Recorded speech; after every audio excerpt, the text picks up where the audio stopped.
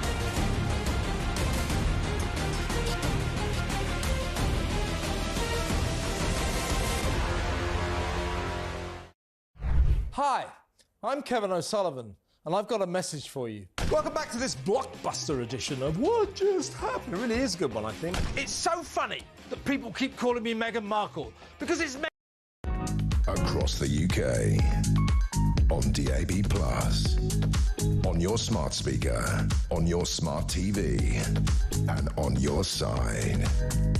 This is Talk.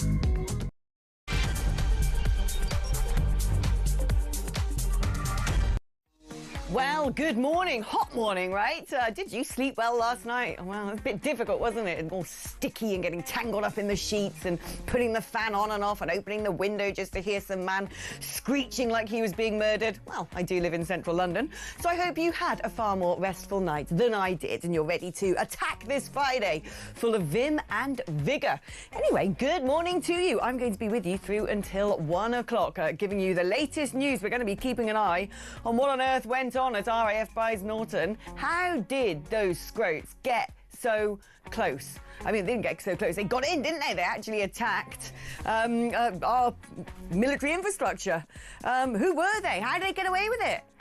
I hope they get dragged into a police station and banged up, although they'll probably be out in about 0.32 seconds, if you sort of imagine how many prison spaces we've...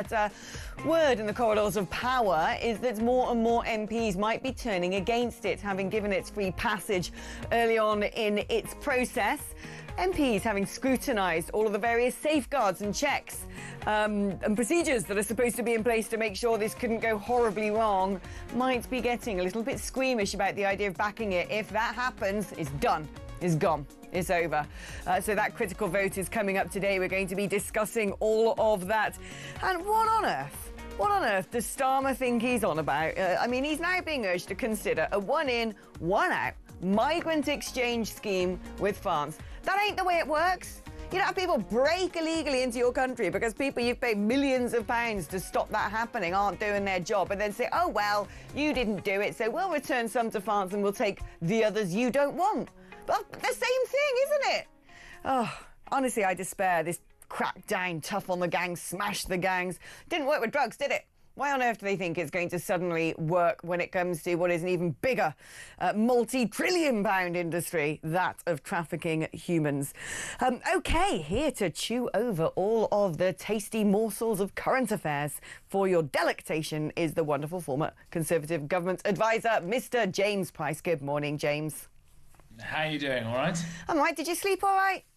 Well, I've got an admission to make. There's people, regular viewers might be able to see this isn't my regular backdrop, and I'm afraid I'm phoning in from sunny Sardinia, where I've got an air conditioning unit right above me. Sorry to rub it in. Oh, you look like you're phoning in from a borstal. I'm glad to hear that you're on holiday and haven't committed some sort of illicit offence.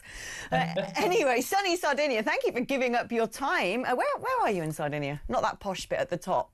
No, it's the quiet little bit at the bottom where I can go around random archaeological sites and drag Mrs. P kicking and screaming with me. The sites that the giants created.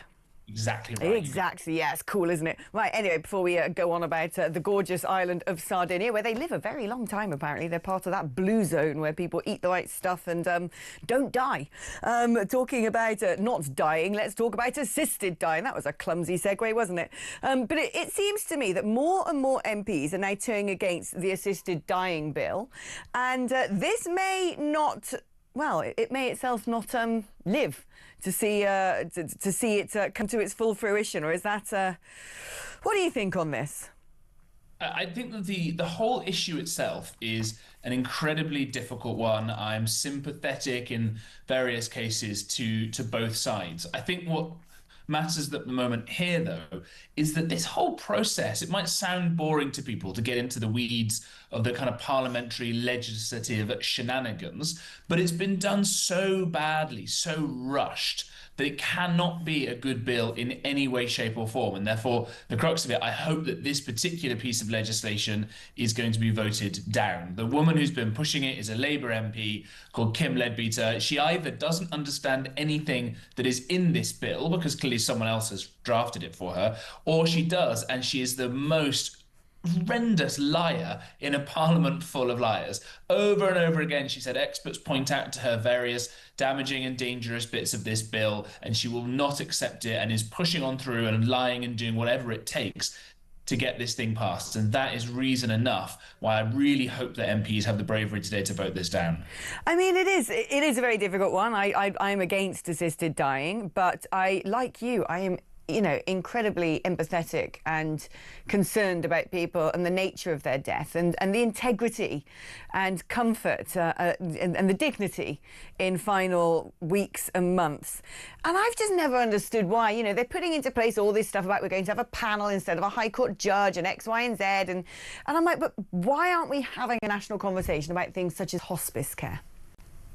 Yeah, it's a very, very good point. We're not having a national conversation really about any of this stuff because it's not even a government bill. That's why it's being done on Fridays. The government is sort of giving some support in a way to this bill by not getting in the way of it, allowing there to be time for it to be properly sort of shortly debated in the first place. But when you consider something like the ban on fox hunting with dogs back in 97, 98, there were hundreds and hundreds of hours scrutinizing legislation on that alone. And what you've got here is going to be a couple of hours today on a random hot Friday when MPs would rather probably be somewhere else to debate literally issues of life and death. And that comes the back of that 45 minutes or so debate a few days ago, when now in this country you will not go to prison if you kill a child a few moments before it's born. It could be at 9 months old. So what we might end up with by the end of this week in Great Britain is a scenario in which you can kill granny, you can kill 9-month-old fetuses, but you can't kill Axel Ruda-Cabana, the man who killed all those little girls. We've got this totally topsy-turvy, and I think that future generations will rightly look back on this parliament with shame if they go ahead with all this. Oh, I agree with you. I think they're a pack of ghouls, this lot. I mean, one of the things they're not able to do or sort out, despite various promises, is smash the gangs. And here you go. Alexander Downer, who was the mastermind, apparently, behind Australia's successful small boats crackdown, has turned around and said, look, we managed to get 20,000 people coming into Australia illegally in 2014 down to 0 by sending them to the island of Nauru. And he said the Rwanda plan, if they'd managed to traverse the legal hurdles, all the sort of booby traps and banana skins that were being tossed in front of it by the leftist lawyers and opposition politicians, if they'd managed to navigate the obstacle course of all of those hindrances, it probably would have worked, because people would say, do you know what, I'm not going to take my chances getting to Britain because I don't want to go to Rwanda.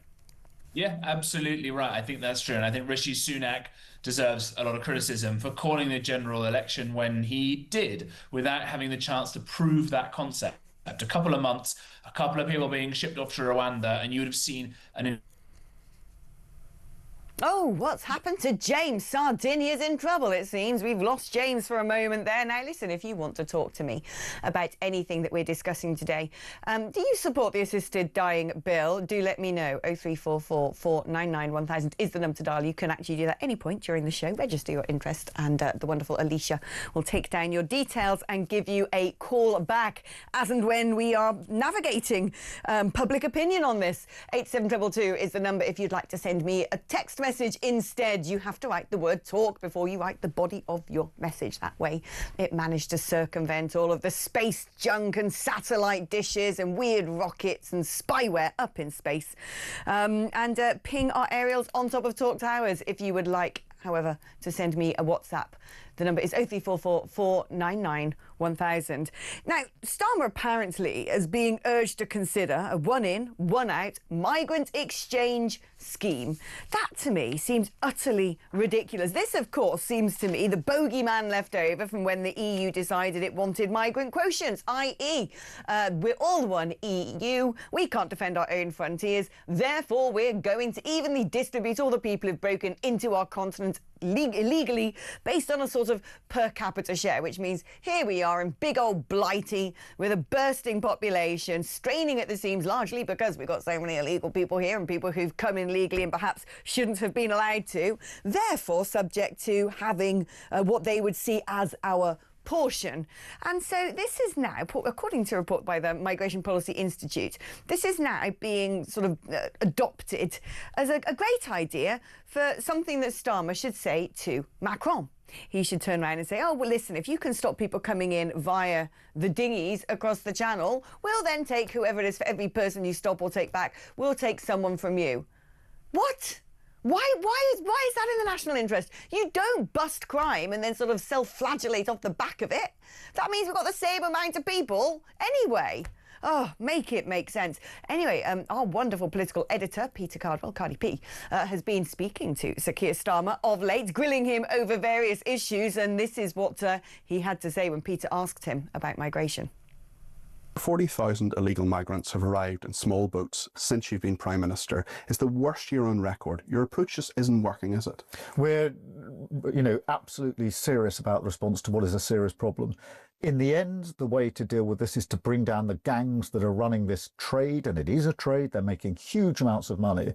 That's why we are increasing law enforcement powers. There's a bill going through Parliament which will give counter-terrorism powers to our law enforcement, the ability to get in much earlier.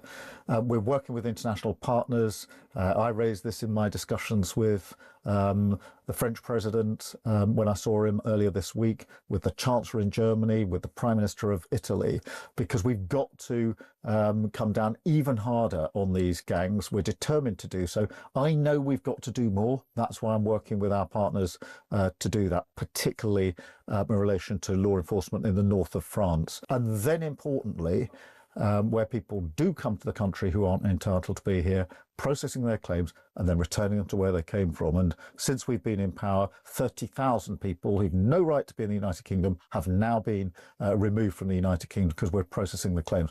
It's the highest number for the best part of 10 years. But I accept the challenge. There's more that we've got to do. You don't say. There's more we've got to do. 30,000 deported. What are you expecting us to do? Ping open a bottle of English sparkling and raise a toast to you when the number of people who are here illegally is clearly well over 1 million. And also this whole idea of smashing the gangs. So he's cooperating with what? There he is. He's talking to his partners in Germany, his little mates in France, and they're all going to get together and manage to just unpick the whole of global illegal people trafficking when no one's ever been able to do that about drugs. Look, I'm not saying don't try. I'm not saying let criminals get away with crime. But the point of the matter is this. For instance, here's a good example. Those big custom-built dinghies that are being used to ship people illicitly across the channel, well, you've got various entities who have their fingerprints on that. Many are being made in China. They're somehow shipped across Europe and in through the Balkans.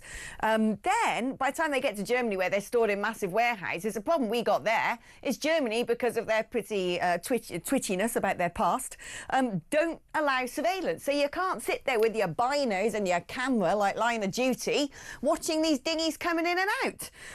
And then, you know, other parts of European frontiers, there's all sorts of characters, whether it be the mafia or corrupt coppers. I do sound like Hastings right now, taking their cut. And then, of course, who's the people behind all of this? There's massive international criminal cartels. They know how to evade detection. You've got hostile states who are no doubt helping, and terror groups. So smashing the gangs, to me, seems to be for the birds. But, you know, you crack on there, Starmer. We'll watch and wait and probably learn nothing at all. OK, we're going to take a short break now, but when we come back, I'd like to hear from you. What are your thoughts on Starmer's approach to smashing the gangs? Is it working? Is this one-in, one-out idea when it comes to migrants and striking some sort of deal with France a goer? Should we have kept the Rwanda plan, or was it just a gimmick? Could we have traversed all those legal obstacles? Because the advice here is, well, it would have worked if you could have got round all of those legal banana skins. The problem is the legal banana skins. Would we have ever gotten past them? And also, we're going to be talking later to somebody who is stuck in Israel. There's been a lot of criticism over the Foreign Office's advice to Brits who may be over there as bombing continues from Tehran, and people are having to hide in bomb shelters, constant air raid sirens, flights have all been cancelled, and yet the British government doesn't particularly seem too exercised by that. I want your thoughts on all of these things. The number to call, 0344 499 1000. That's charged at your normal network rate. You can use that number as well to send me a WhatsApp, or indeed leave me a voice message. 87222 is the number on text. You have to write the word talk before you write your text. And we're on X at talkTV, and I will see you after this.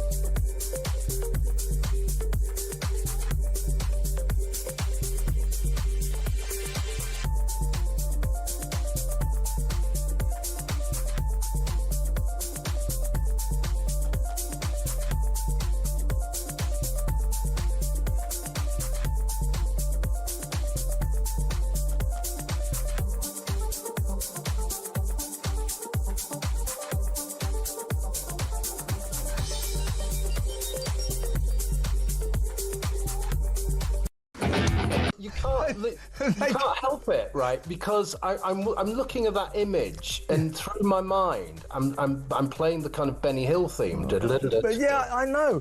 Because I know that the ridiculous cops are just out of the picture, and it's hilarious, you know. Yeah, well, so what happened? This is the scene with our crutch guy that this is unfolded yesterday morning. He'd apparently previously tried to get on a boat the day before, but, you know, his disability got the best of him and he just couldn't quite make it.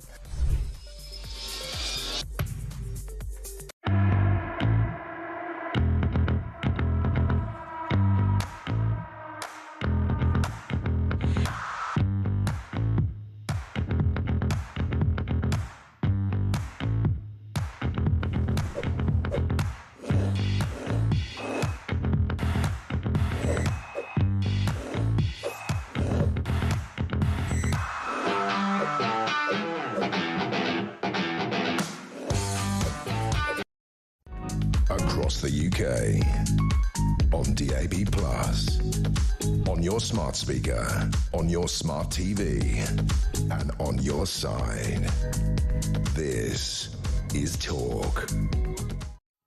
Hello, welcome back to the show. Right, we've got two calls lined up now, and both happen to be people who are tuned in from Israel. So let's get the latest on what might be happening on the ground there. First caller is Francis in Rishon LeZion. Good morning to you, Francis. How are you doing? Oh, I'm going to cry. I don't want to. Oh, gosh, Francis, tell me, when did you get to Israel? Are you visiting family and friends there? I've got my daughter living here.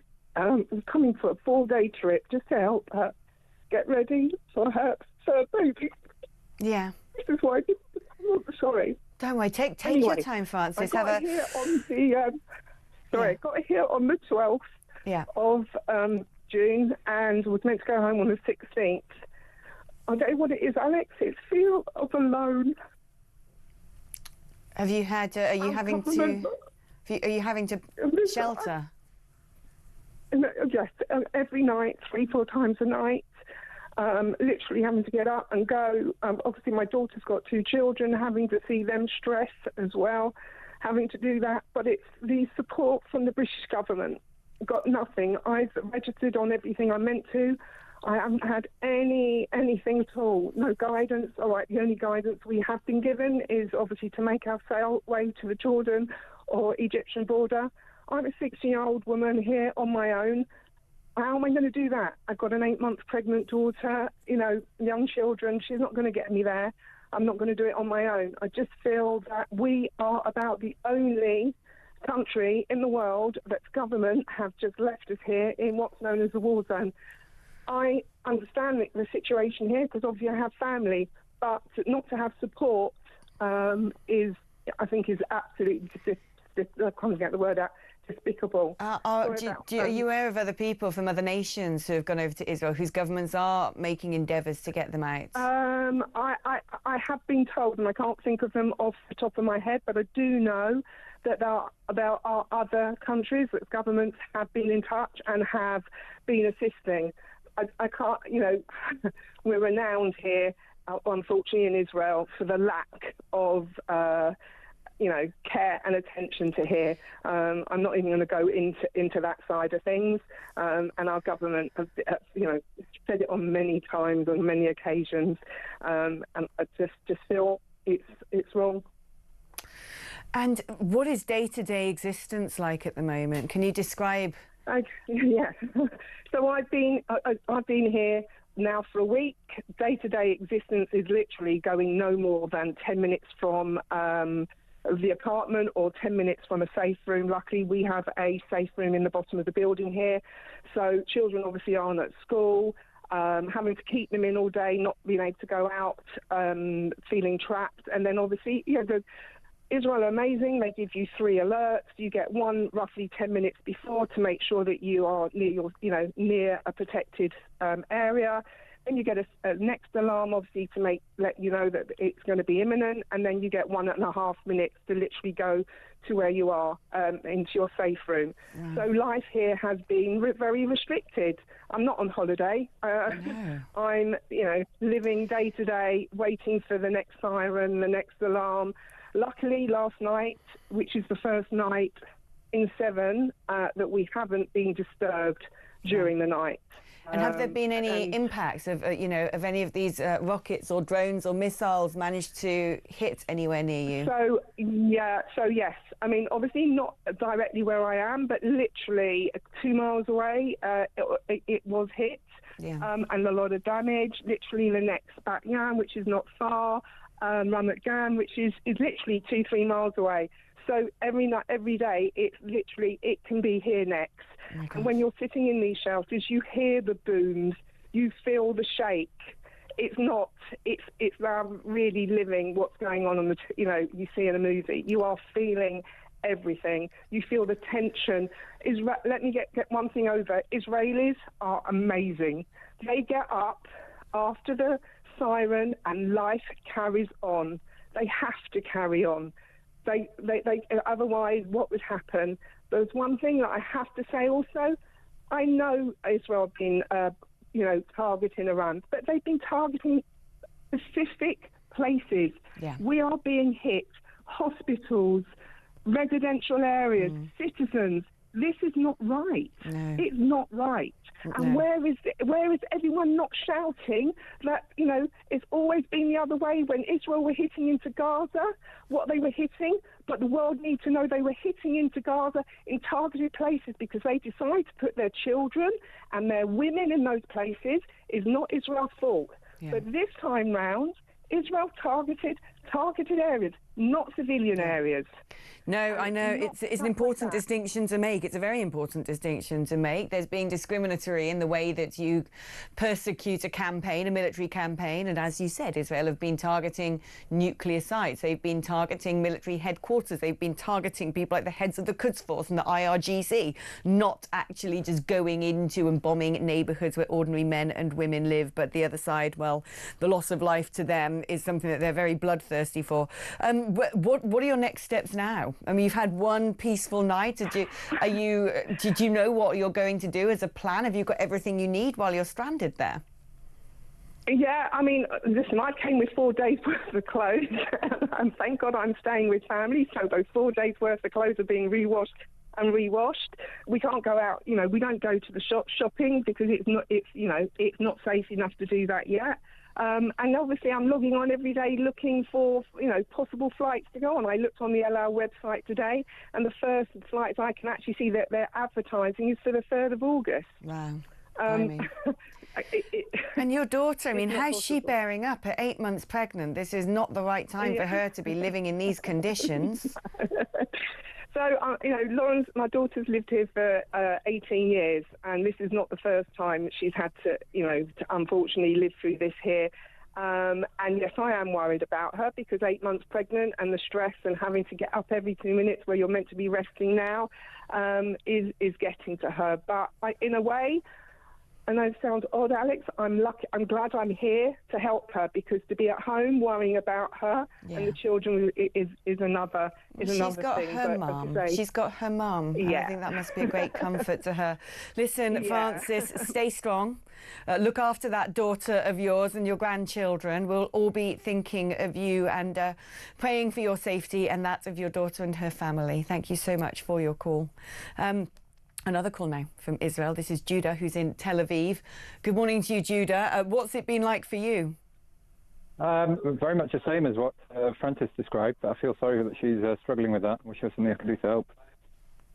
And are you finding that you're sort of every night having to go into a bomb shelter, that there's bombardment all around you? It must be terrifying. Correct. It's multiple times every night. And if I'm honest, I feel safe when I'm in the bomb shelters. It's the lack of sleep that gets to me. No sleep. It's all broken up during the night and you just feel exhausted all day. So explain to us, because, most Brits have no idea what it's like to live in somewhere that is being missiled, that's being rocketed, to live somewhere where you've got to know where the nearest bomb shelter is. How far is it to get there? What's the protocol? When you're there, how many other people are you with? What are the facilities? You're with random people, but I just find people of all ages. You've got the old and the young and the people with their buggies and the little children rushing to the bomb shelter. So I feel useless just standing there watching them come in, so I try and help as best as I can. People to get in, or people that need chairs, or people that need water, etc. But you're right, it's all communal shelters. People from all the buildings surrounding all run into one little shelter. And what? And is everyone sort of cheek by jowl and sort of in dark and cramped conditions, or are they sort of resourced in any way? A few different ones. Some of them are very spacious. Some of them are very old and damp, which haven't done much care with them. And I've been to some nice hotels ones, which are beautiful bomb shelters with all fridges of water and drinks and very comfortable. So I've seen them all. Wow, you could almost write the Which Bomb Shelter Guide at this point. Yeah, you kind of need to know how far you are from the closest bomb shelter at all times. But joking aside, I mean, this is a terrifying ordeal for anybody to live through. And, France is there saying her daughter's been in Israel for 18 years now and is almost sort of, it's normalised to her. Not normalised, but it's sort of that many Israelis are sort of equipped that this becomes part of their daily life. Yeah, the impression I get with this lot is from the locals is you don't mess around with this one. These are serious missiles. They're not like the ones from Gaza or from the Houthis. I've always noticed people filming on rooftops when the sirens go off. Whereas I did that on the first night here, and I was told without doubt, get in a shelter. And ever since then, I've made sure to be in a shelter. Yeah, I mean, these are sort of the threat of things like hypersonic missiles as well, isn't it? Long-range ones, which the Iron Dome and David Sling struggle with. The destruction that it causes. I've been to bomb sites literally a few minutes after it's landed. When you're in a shelter, you feel the boom and the shake, and then you find out that it's just around the corner. It's been a direct hit. My word. I want to bring attention really to the government, what they're doing for our citizens, sitting, waiting to hear just an email from them, just a bit of information. Nothing, absolutely nothing. It's shameful. So what have you got? All you can do is log on to the Foreign Office website. Multiple times. I've got through to them once, and all they had to say to me is, "Have you read the guidance online?" I said, "Yes, I've filled out the form." He goes, "Well, that's all we've got to tell you." So there's no discussion whatsoever of organising evacuation flights via Cyprus, or just get yourself over to Egypt or Jordan. What are people going to do if they do that? Correct. And they also tell you on the same email to follow the guidance of the Homefront Command, which I do, and it says do not use the land borders. So which one do you want? Do you want me to go to Jordan and Egypt, or you don't want me to follow the advice not to go? Which one is it? Judah, and are you over there visiting relatives? Yeah, I came for a wedding last Wednesday, and I was due to fly back last Friday. Blimey. Oh, gosh. I've spoken to locals here who say that all their relatives and friends are being brought back home because the Israelis are bringing their citizens who are stranded abroad, but our government are not bringing home their citizens stranded abroad. Really? So we are sort of, unique in our response or failure to respond to this crisis. They're laughing at our response. I've spoken to Canadians yesterday and Americans who've also had loads of contact from their government. The Americans chartered a boat, a cruise ship out of Ashdod port yesterday to take citizens home. Take them to Cyprus, sorry. Yeah. Well, and French people said they've had contact with their government. Australians, New Zealand have had. Only we haven't. Oh, you do have to wonder what this is all about, whether this is incompetence or whether there's almost a sort of careless attitude. I hope it. I don't know which one I hope for, to be honest, but both are equally ominous. Judah, do stay safe. Keep your pecker up. Try and encourage everyone around you to do the same. I cannot imagine what it is like to go through what you are going through, and please do give us updates as to your safety and what the government might do in future and whether you can get safe passage out. That was Judah, who is in Tel Aviv, repeating what the previous caller Francis had said, which is it is nightmarish. The alarms going off once, twice, 3 times in a night, rushing to the bomb shelters. They're all very different. Some are well equipped, others dank, dark, crowded, not being able to get any sleep because your sleep is constantly being interrupted. It must be absolutely exhausting. Brilliant calls there. Now, when we come back, we are going to continue talking about Israel, but from the position of what is going on geopolitically. What is Donald Trump going to do? He says he's going to decide over the course of the next 2 weeks whether he joins Israel's bombing campaign against Iran. Is he playing a clever game here, or has he lost his nerve? We're going to be joined by Andrew Fox after this.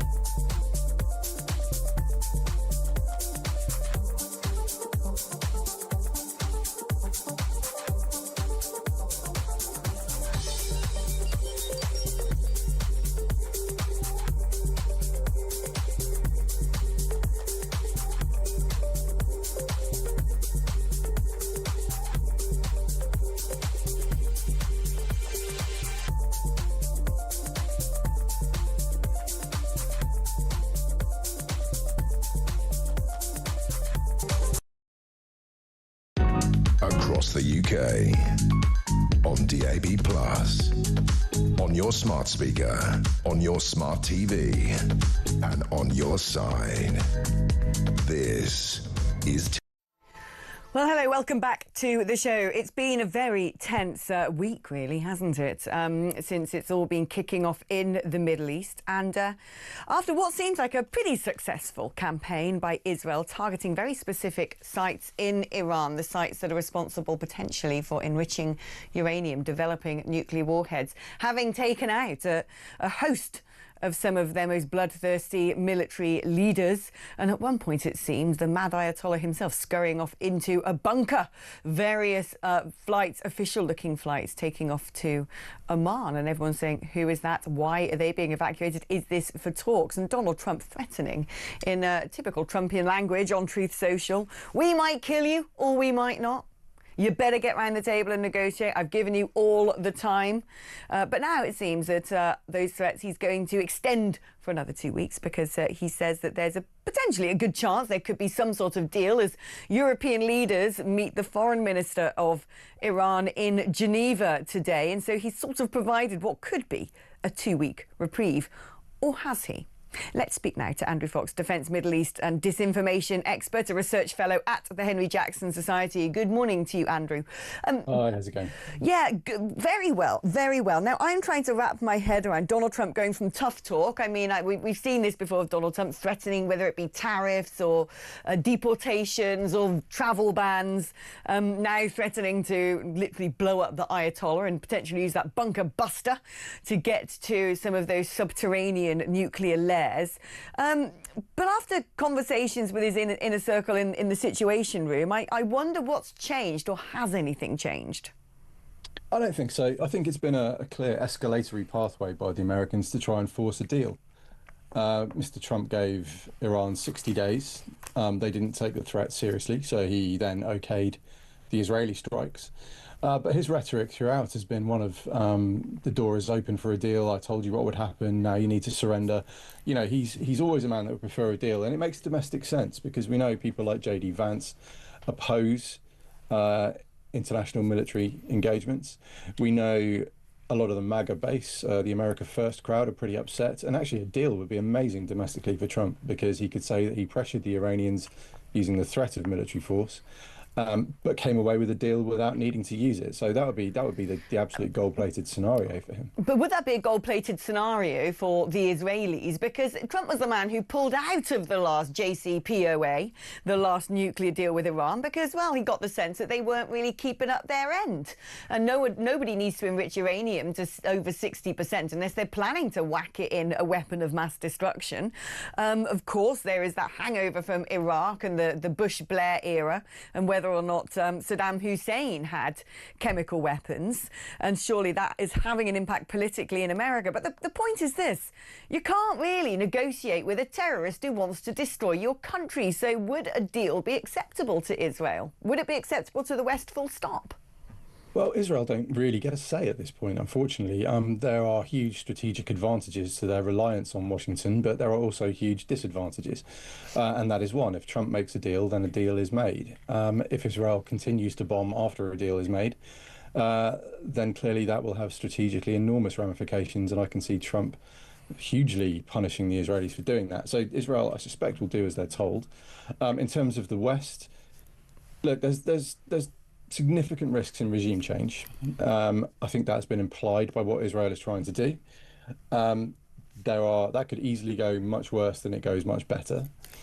And the ability to bomb every single part of Iran's nuclear program is also exceptionally challenging from a military perspective. There are limits to what you can achieve by military force, particularly without American air power coming into the fight. So I think we're in a place here where there is going to end up being some diplomatic fudging unless Mr. Trump changes his mind and brings the might of the US Air Force into the battle.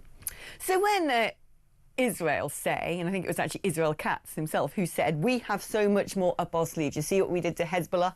We have got so many more cards that we can play. It's very clear from targeting some of those military leaders and taking out nuclear scientists that they have managed to infiltrate the Iranian regime to such a degree that they do seem to be able to launch attacks discriminately against key individuals. What would be stopping Israel from wanting to continue with that? Because otherwise they're just going to wake up the next day and the next day and the next day with potentially an emboldened Iran who have never played by the rules and unlikely to do so in the future. Well, if you look at it this way, Iran has been absolutely battered and humiliated for the last week. There have been significant attritional damages to their nuclear program. It will have undoubtedly set them back a number of years. The bigger question, I think, is what else can you realistically do? And as I said, without American air power, there's only so far you can go. Regime change comes with significant challenges. And in terms of infiltration of the regime, then that is the next escalatory step, I think, for Israel, is if they to start to strike the political echelon within Iran and the clerical echelon, of course, being a theocracy as it is. The clerics and the mullahs have significant power. I think the reason they haven't done that so far is probably because Washington has told them not to. And so we're in this kind of three-way debate at the moment, with America trying to press the brakes, Israel keen to push on, and Iran having a policy of strategic patience where they think they can just wait this out is essentially what they're trying to do. A few very mediocre counter-punches with their missile barrages, which have really only 5% penetrated Israel's missile defense systems. And then at the end of it, Iran will try and claim a resistance narrative to try and shore up domestic perception. So it's this three-way challenge that's proving so difficult to negotiate at the moment. Why is the regime change potentially so ominous? I mean, my understanding is 80% of the Iranian population would quite like to see that happen. Potentially, but what happens next is always the question, because as soon as you remove a regime, you create a vortex, and the big question is who fills that vortex. Now, a uprising is possible, but there's no real unity at the moment, on the Iranian side. There's a number of disparate groups who all have slightly different objectives. Pahlavi, the son of the old Shah, is probably the likely candidate, but he's still very unpopular with parts of the Iranian population because they remember how brutal his father was. So that's not a gold-plated solution. Other things that might happen, that the country could fracture along ethnic lines and we end up with something like Syria. Or it could be even worse, and you get a Republican Guard hardliner take over in a military coup style affair, and then you're left with probably an even worse situation than you were before the war started. Western leaders traditionally always prefer the status quo and stability to chaos. A sort of better the devil you know approach, having learnt lessons from removing Gaddafi and the like.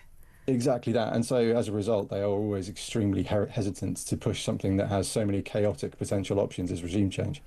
What are the risks here? Because there have been reports that the IRGC are very, they have their sleeper cells in our own country, that they could target us in retaliation for any involvement that they perceive we might have in enabling Israel's campaign. And then just today we wake up to find that pro-Palestine protesters have managed to damage RAF planes, what should be one of our most secure air bases. I think it's one of our biggest military air bases of Brize Norton. You put those two things together and it sends a chill down your spine, doesn't it? Well, yes and no. I mean, I'm a little bit more relaxed about the sleeper cell thing than some. I think we're straying into conspiracy theory space at that point. Particularly as our security services have proven exceptionally good at intercepting Iranian malign actors on UK soil. So I would dial back the stuff on sleeper cells. I'm not convinced at all that is a particularly significant threat that our security services aren't all over. There is a very big difference though between the national security services and the gate guards at Brize Norton, who frankly have had a shocker. And Brize Norton's base commander, I think, has some very serious answers to give about how this was able to happen, and that is something that really needs looking into by the MOD, because these domestic terrorists, Palestine Action, how they're not prescribed yet, I'm not sure. These are the guys who attacked police officers with sledgehammers when breaking into an arms factory just before Christmas. They are clearly something the government is not all over, and that significant action needs taking against Palestine action that goes beyond normal criminal justice, and this group needs to be prescribed as domestic terrorists. Andrew, thank you ever so much for giving us the outpourings of your genius brain on those topics. We're going to be taking a short break now, but when we come back after the break, we're going to be talking about comments that Stephen Fry has been making about JK Rowling. That's after this.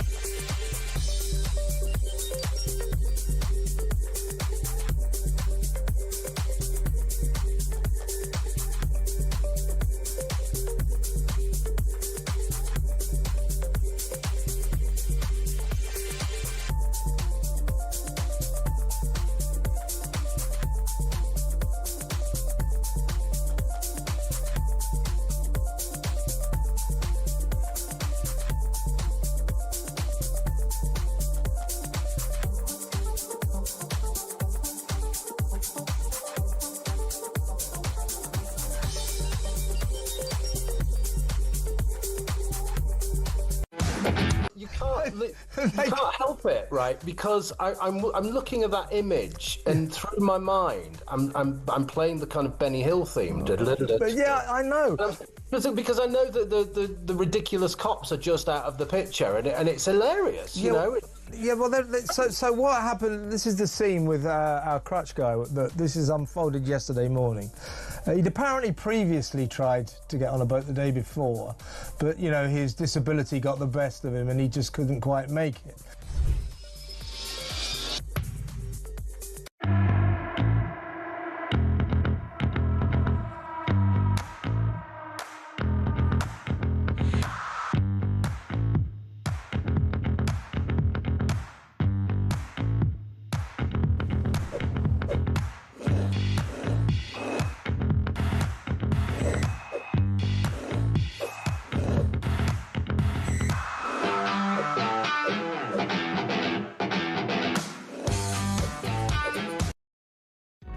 Across the UK, on DAB+, on your smart speaker, on your smart TV, and on your side. This is Talk. Hello, welcome back. Now, I could probably make a list as long as my arm of celebrities I used to like until they opened their big bazoos, went woke, and quite frankly, peeved me with their constant moralising.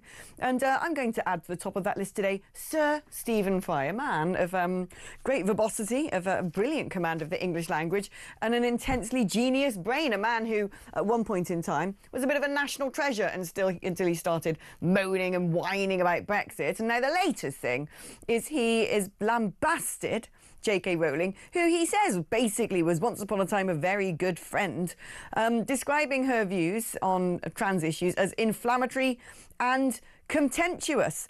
And he basically thinks that she has been radicalised by, I don't know what, the very online right.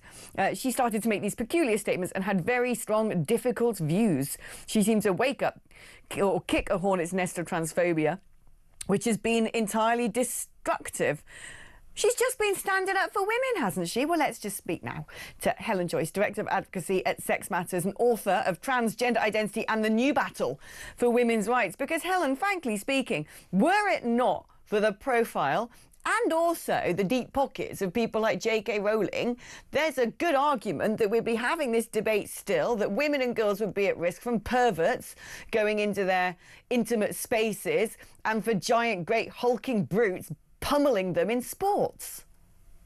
I know. The idea that it's radical to think that there are two sexes and that it matters to recognise that and talk about it for women's rights, that's not the radical view. That's the obvious common sense view. The radical view is the one that Stephen Fry holds, that we shouldn't talk about sex. And by the way, it's not just a radical view, it's a hugely sexist, even misogynistic view. I want to say something about what you said there at the beginning there that I know JK Rowling would want me to say, and that is that it's not really her deep pockets, it's her moral leadership. Most of the money that has gone to the organisations that are fighting about all of this are from ordinary women in £5s and £10 donated to crowdfunders. So what she's done is she's given us a news profile of voice, courage, humour, just somebody who can't be cancelled by this. She's an exemplar rather than somebody who's just funding things in a willy-nilly way. But what actually really angers me about his attack on her is the two-tierism that the leftists always seem to like, because she's basically saying, he's saying that he's angry that she doesn't disavow some of the more revolting and truly horrible, destructive, violently destructive things people say. She doesn't attack those at all. Hold on.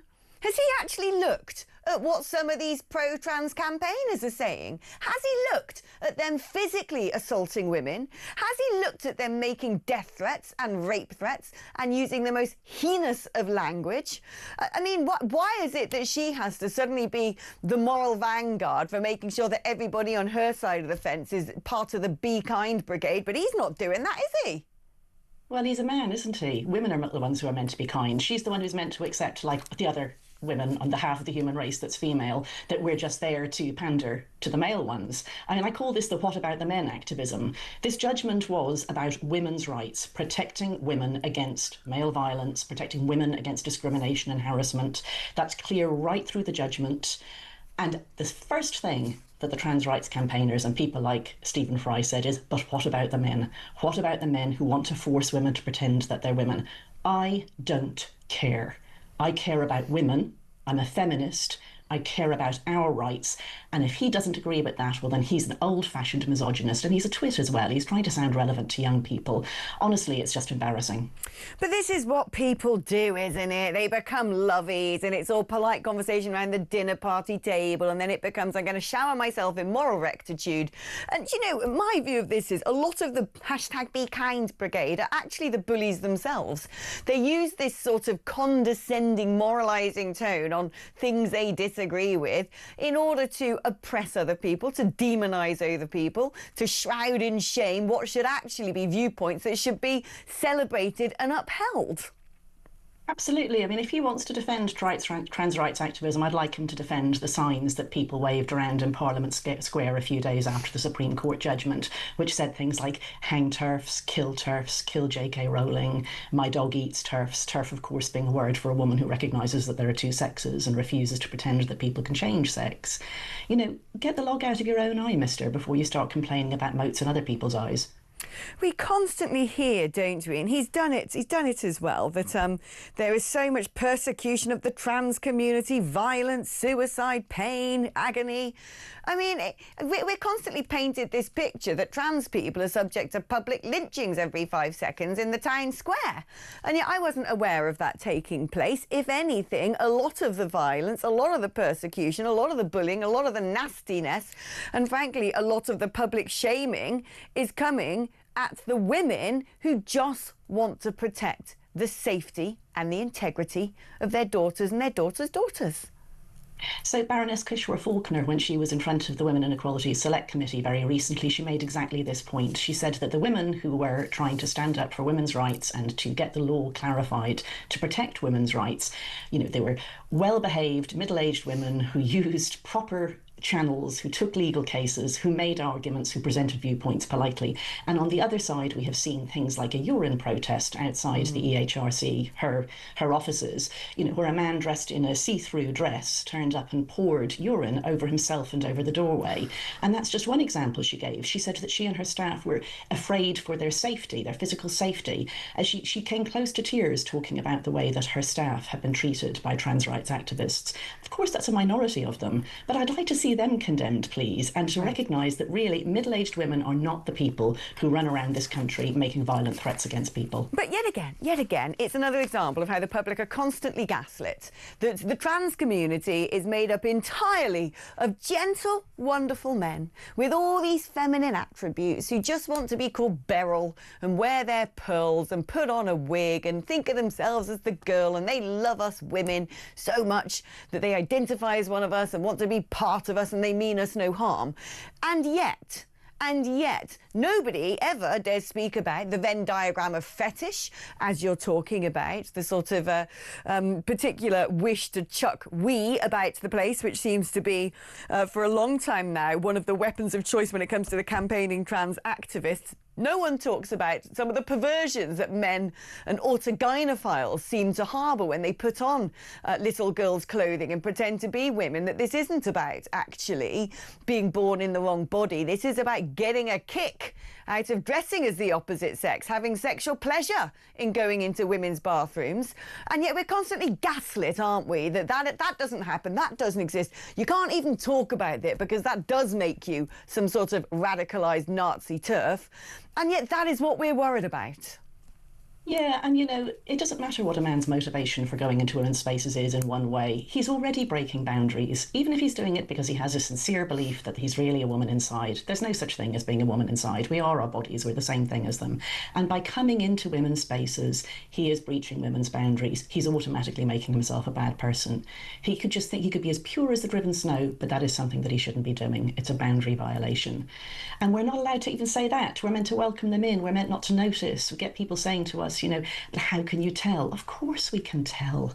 I mean, really, I was born with eyes, as JK Rowling tweeted a couple of days ago. I have a superpower known as sight.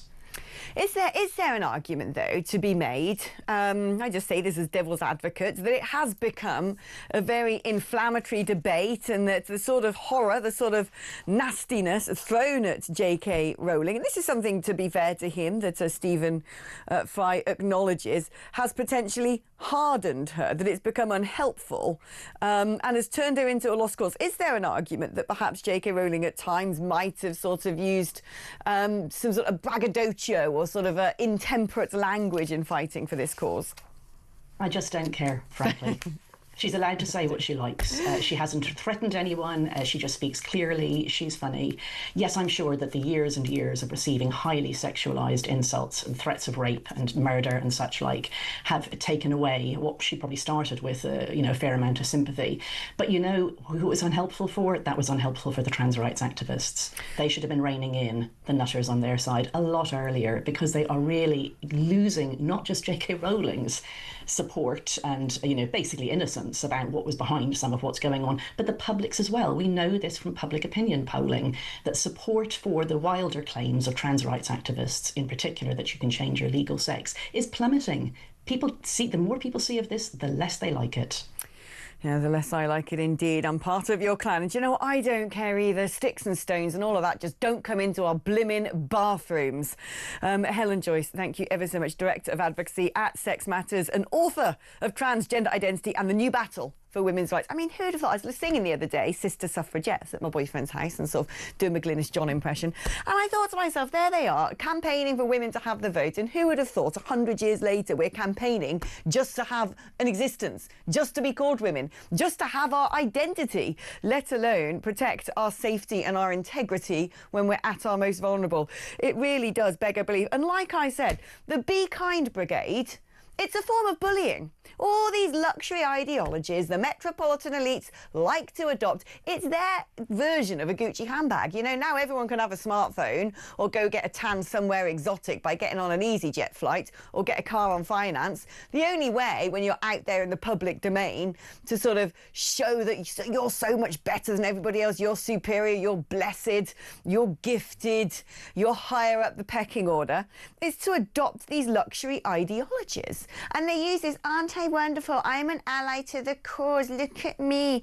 Aren't I so special? I'm so educated. I'm not like the poor, ignorant working classes who don't get that women are not just women, that men can be women too. Oh, look, my little Christella. I'm going to put her on puberty blockers and now it's going to be called Bert. I mean, it's disgusting what people will do in order to get sort of clicks and, you know, clicks and love and affirmation from the general public, even if it goes down to mutilating children's bodies. And I hate to say that so many of these be kind people use those words actually as a form of bullying. They can jog on because they're not kind. They're fakes. Right, we're going to take a short break now, but when we come back, I'm going to be joined by Reform UK's newest MP, Sarah Poachin, talking about the assisted dying bill, and also Starmer smashing those gangs. Don't go anywhere. I'm back just after this.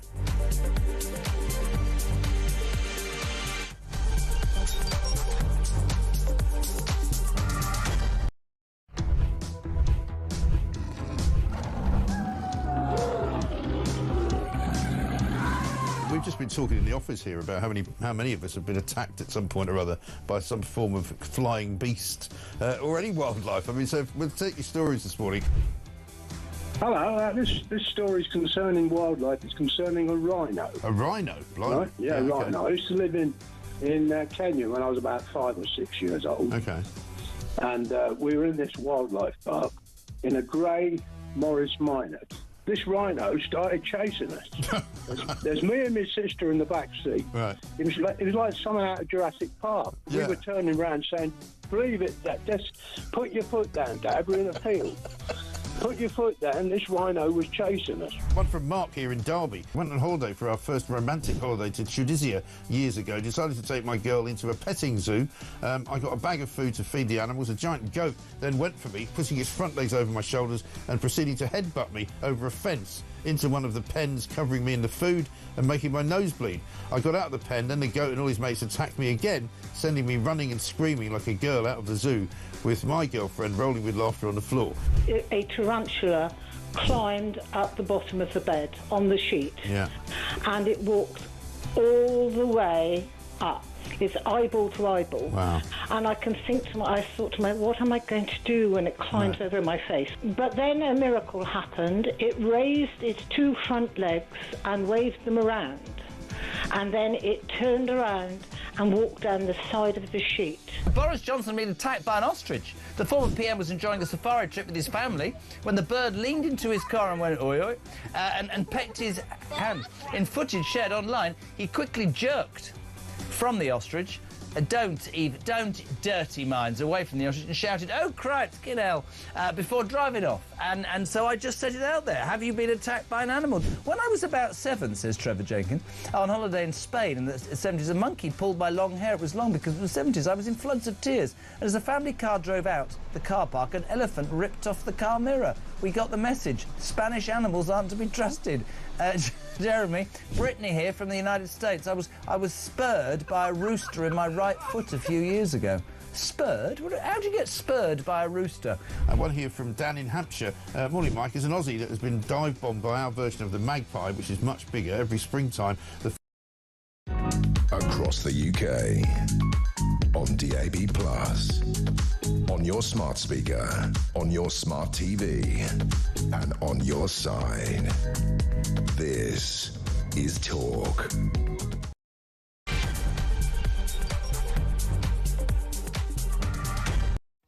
Hello there, welcome back to the show. I've just done something extremely unwise over the last few minutes. I've been eating a nectarine and I forgot that you end up all those bits of shreddy, lovely, pulpy, sweet juice between your teeth. So I'm sort of like, yeah, gurning at you right now. Didn't even have a chance to finish it, so expect me after every advert break to be trying to pull bits of fruit fibre out from between my gnashers. Right, anyway, Alex Phillips talking rubbish at you apparently till 1 o'clock today. Welcome back to the programme, or welcome if you've only just joined us. So much going on in the news today, so much over the course of the last week, and so much that we need to speak to Sarah Poachin about, who is the Reform UK. I was going to say newly elected MP. She's not that newly elected. I mean, a week in politics is like a year at this point. The MP for Runcorn and Helsby. Good morning to you, Sarah. Good morning, Alex. Nice to be on the show again. Yeah, lovely to have you. Always lovely to have you. Now, first of all, let's talk. We've had our very own Cardi B, Peter Cardwell, our political editor, grilling the Prime Minister, Sir Keir Starmer. And he decided to ask him about when he said that those people calling for a national inquiry into grooming gangs were jumping on a far-right bandwagon. This is what the Prime Minister had to say. regret being against an inquiry? You said some of the people calling it were jumping on a right-wing bandwagon. Are you going to apologise for that? Well, the people I was referring to, and I made this absolutely clear when I said it, were the politicians who had been in power and done absolutely nothing.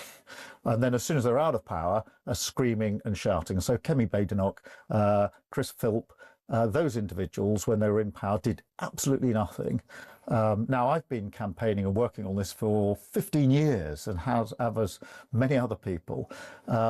Initially, we were looking at local inquiries, but I asked Louise Casey to just do an audit to assure me there wasn't more that we could do. She's done that. She's written that up.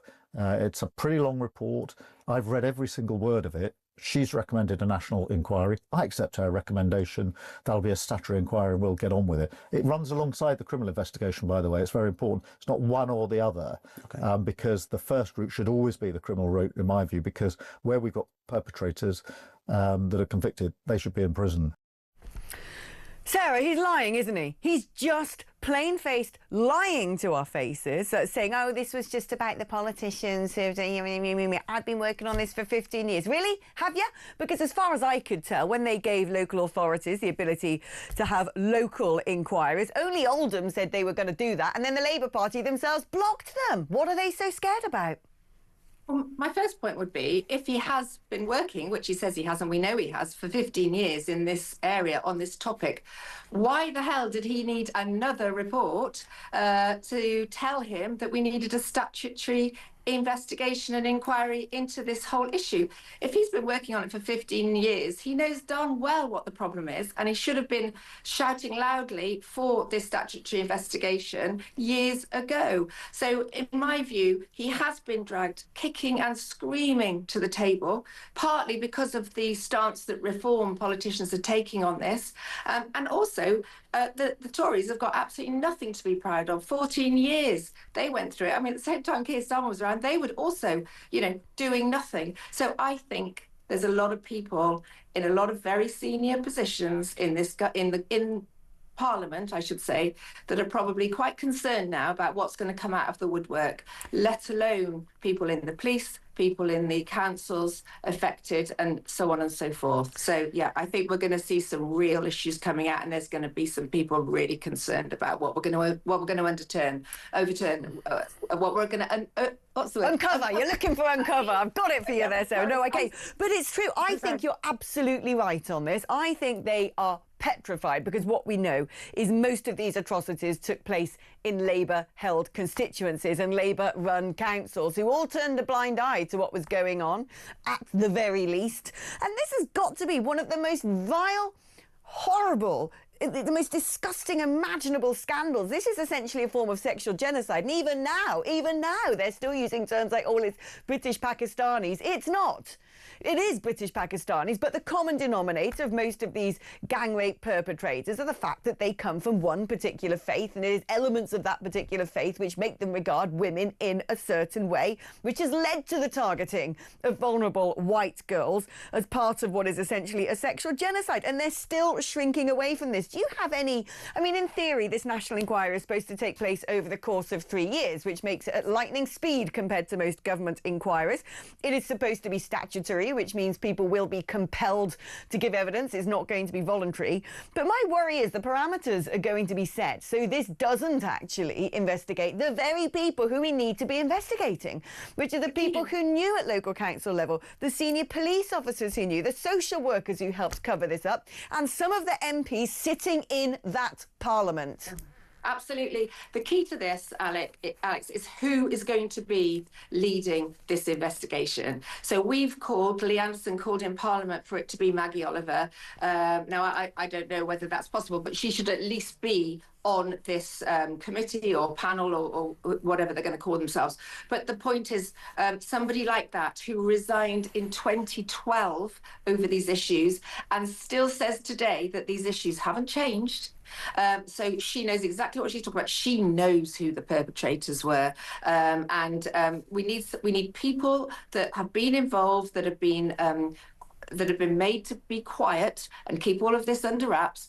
We need those people now to come forward and be part of this investigation, because you're absolutely right. We cannot have another post office scandal. Who has been held to account for that? Nobody yet. We can't have another blood scandal. No, nothing's even happened with that. You know, this cannot be another one of those. I think this is going to be one of the biggest scandals that's going to hit politics because of who's been involved. Yeah. And the nature of the crimes being committed. I mean, I can't think of a scandal much worse, if I'm honest with you. And why aren't they called hate crimes, Alex? Why aren't they called out as hate crimes?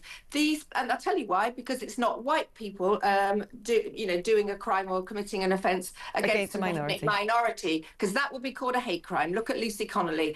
And yet these British Pakistani men has anyone called this a hate crime? And yet it's all directed to white British women. Oh, and we know why, like I was just saying. And no one's actually talking about that, are they? The cultural underpinnings of why certain Muslim men think that it's fair game to target vulnerable young white girls in the most despicable, disgusting way.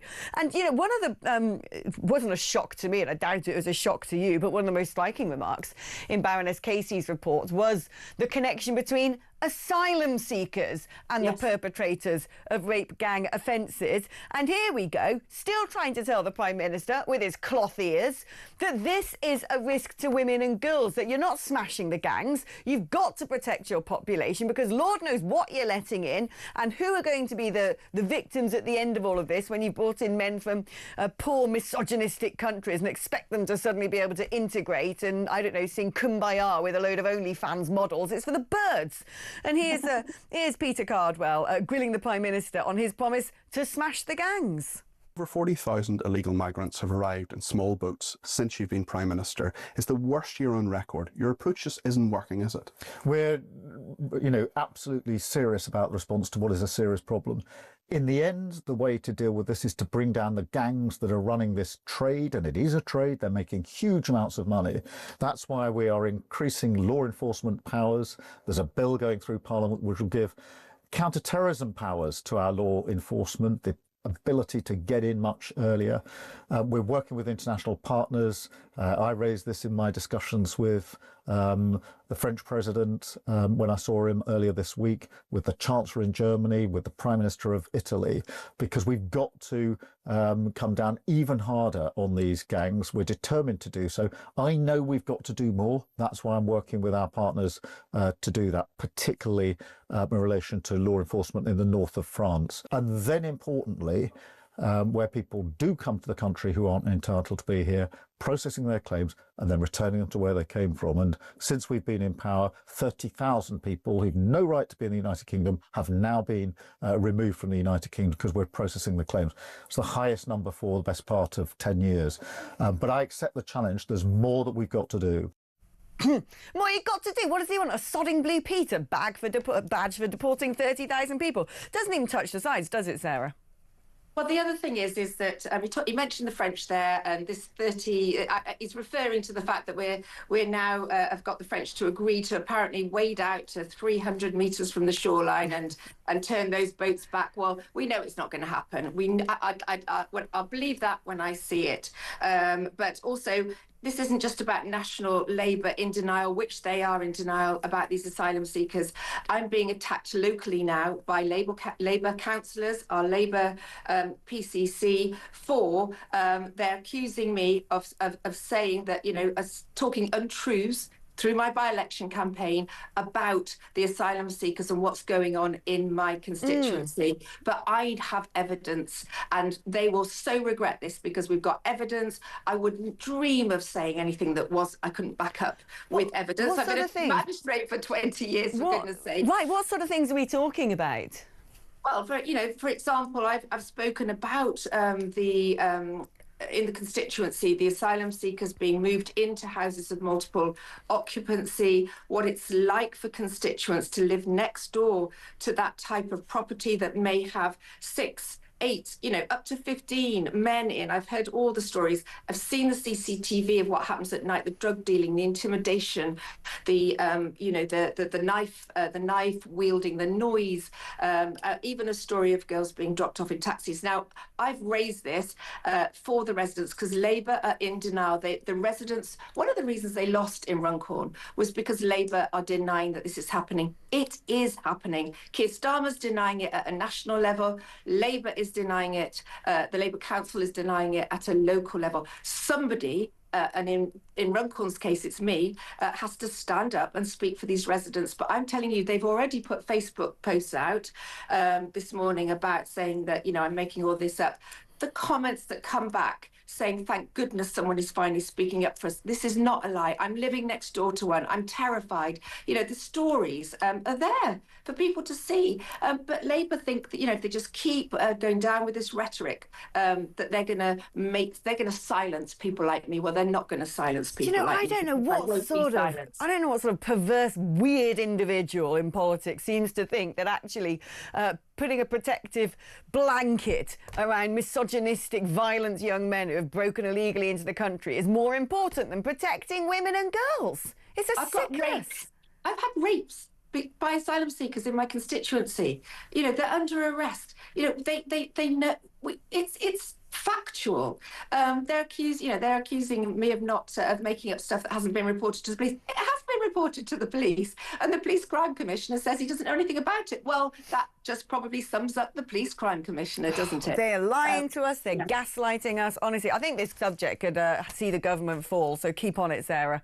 Now, let's talk about the assisted dying bill, because that's got a very significant vote today in Parliament. It could see its very own demise if MPs decide not to back it. There's talk of MPs who backed it previously changing their mind, getting a bit squeamish because of the lack of particular safeguards, perhaps. Or perhaps it's just completely the wrong time when the NHS is in such a mess. All our public services are so strained. We keep being told there's not enough money in the pot to provide for even the most basic elements of care. And all of a sudden, this bill has popped up out of nowhere and is barely being given enough time to have the sort of discussion that it warrants, given the gravity of the topic. But where do you stand on this in general? Are you going to back this bill?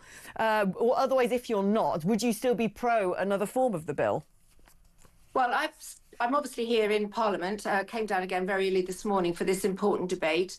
I've just stepped out of the chamber to speak to you because I think it is important to inform the public about what's going on today. So it's important just to step out for a couple of minutes and have this conversation with you. So I have looked very carefully at this bill. It's not a whipped vote. In fact, in Reform, we're split on the way we're voting on it. And I know that you'll never please anybody. What I would say is, compared to the abortion bill, which was a disgrace by Labour this week. I can't believe that went through with 2 hours debate, totally changed the abortion laws in this country. Well, I'd love to come on and talk to you about that. That was shocking behaviour by the government. This bill has been debated a lot, to be fair, in Parliament. This is the second time the second full day we've sat on a Friday to debate this again. Obviously, it's been around before. My position is this. I, from a legal point of view, have been through it very carefully. I believe that the controls that are in place are sufficient to start this off. I do think it's something that we do need to be looking at. This current vote today only applies to those people that very sadly have been given less than 6 months to live, 6 months or less to live. It does not apply to anybody that may fall into a mental health reason for feeling that they want to die. It is a physical diagnosis of a physical problem. And so it's going to normally, I think, in this very tight control, be cancer patients will be your most obvious example. I think we do as a country need to start looking at this whole issue. It's very personal. I nursed my dad through cancer to the end. He lived with me and I was his nurse right through to the time he died at home. and I know what the last few bits were like. So people do have personal stories, but this does not put anybody who is not in that very tight category at risk of abuse or coercion. It doesn't affect anyone under 18, which I firmly believe, and voted against that amendment, firmly believe it shouldn't. It doesn't include anyone that could fall, as I say, into a mental health capacity, or even those people that have long-term but manageable drugs conditions. They don't fall into this either. This is those people that have got a terminal diagnosis within 6 months. It's a very tight control. I've also looked at the people that will be assessing it and who's signing this off. And I think that we do need to start thinking about this. And I think that this is a safe place today to start. So I actually will be voting in favour of it. Well, it is, of course, a free vote there. And like you said, reform not whipping anybody, people divided on this issue. And it is the job of parliamentarians to follow their own heart or indeed maybe their own faith on this one. Before I let you go, Sarah, I mean, what's your reaction to the news today that pro-Palestine activists, actually, these aren't the usual short-fringed placard-wearing, keffiyeh touting leftist lunatics that we normally get. Apparently, the Palestinian Action Group are quite a gnarly lot. They're quite criminal. They've actually before tried to attack people with sledgehammers. So what's your reaction to them managing to get access to RAF planes at one of our biggest military air bases in Brize Norton? Well, you've hit the nail on the head. This is just coming through now, this news. In fact, in Parliament, there was just literally, before I came out to speak to you, a call by one of the Conservative MPs for a statement by the Secretary of State for Defence, because this is serious. Look, how did they get in is the first question. That is very concerning. How did they get into this base? How did they get to these planes? That needs to be a priority. Oh my goodness, how frightening is that? And it begs the question of, look, let's wait for the investigation. But I would have deep concerns about how they've got in there. And I should also say that this is effectively treason. This is, let's not beat around the bush. These people should be arrested and thrown into prison without their Sky TV and without their meals and their kettle in their room. They should be thrown into, you know what I'd do with them? I'd send them back to where they've come from, British citizens or not. I'd strip them of their British citizenship because this is treason, and I'd send them back to wherever they've come from. But the point is, this is not, as you say, like we get on a daily basis outside Parliament, your professional protesters. These are hardcore criminals that are committing treason and need to be treated very, very severely. Sarah Poachin, MP for Runcorn and Helsby for Reform UK. Thank you ever so much. Right, we're going to take a short break now, but when I come back, I want to hear from you on any of the topics we've been talking about. Let's do some of your messages now. Sue says, when is this craven government going to stop appeasing the Palestinian supporters in our country? They are our enemy. And Sadiq Khan is no patriot. We're being taken for fools. And I keep saying I really used to love watching Stephen Fry, but over the last 10 years, he sounds like he's lost his mind. Opinions that made people hate him, defending asylum seekers and defending trannies that still have their ding-dongs. That's the words of a particular viewer, not mine, but I like them. Good morning, Alex. Stephen Fry claims JK Rowling has been radicalised, yet the Supreme Court ruled that she's actually on the right side of the argument. So wouldn't this put Sir Stephen into the radicalised category? Either that or he's currying favour with his punk news pals, which is probably worse. That's Mike in Lincoln. If you want to be like Mike or Sue or my other unnamed guest who used the word ding-dongs, lovely creative language that. We advocate for such terminology. I think it's Ofcom friendly. Then you can give us a call, 0344 499 1000. That's your normal network rate, because we're going to be taking calls after the break. Or you can send me a WhatsApp on that number. Or indeed, leave me a voice note. You know how much I love a good voice note. 0344 499 1000. 87222 if you'd like to send me a text message. And if you do, write the word talk before you type your message. We're on X at talkTV, and I'll see you after this.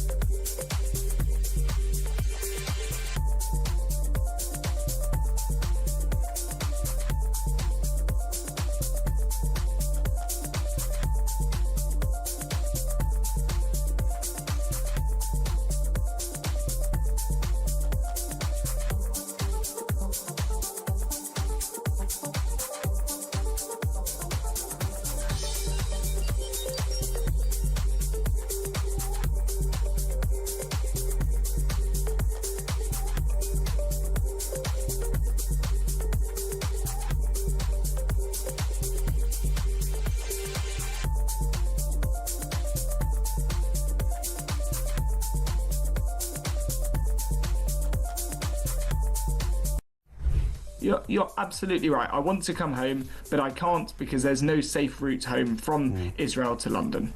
That's crazy. What do you think will happen now? Have you actually at any point spoken to a human being at the Foreign Office? No, we've not, and we've registered that there are family members and people that we're with who are vulnerable or elderly and need to get home. Yeah, and I have to say, as you mentioned, I'm a councillor and I've been in touch with my local member of parliament and other colleagues that work in that world.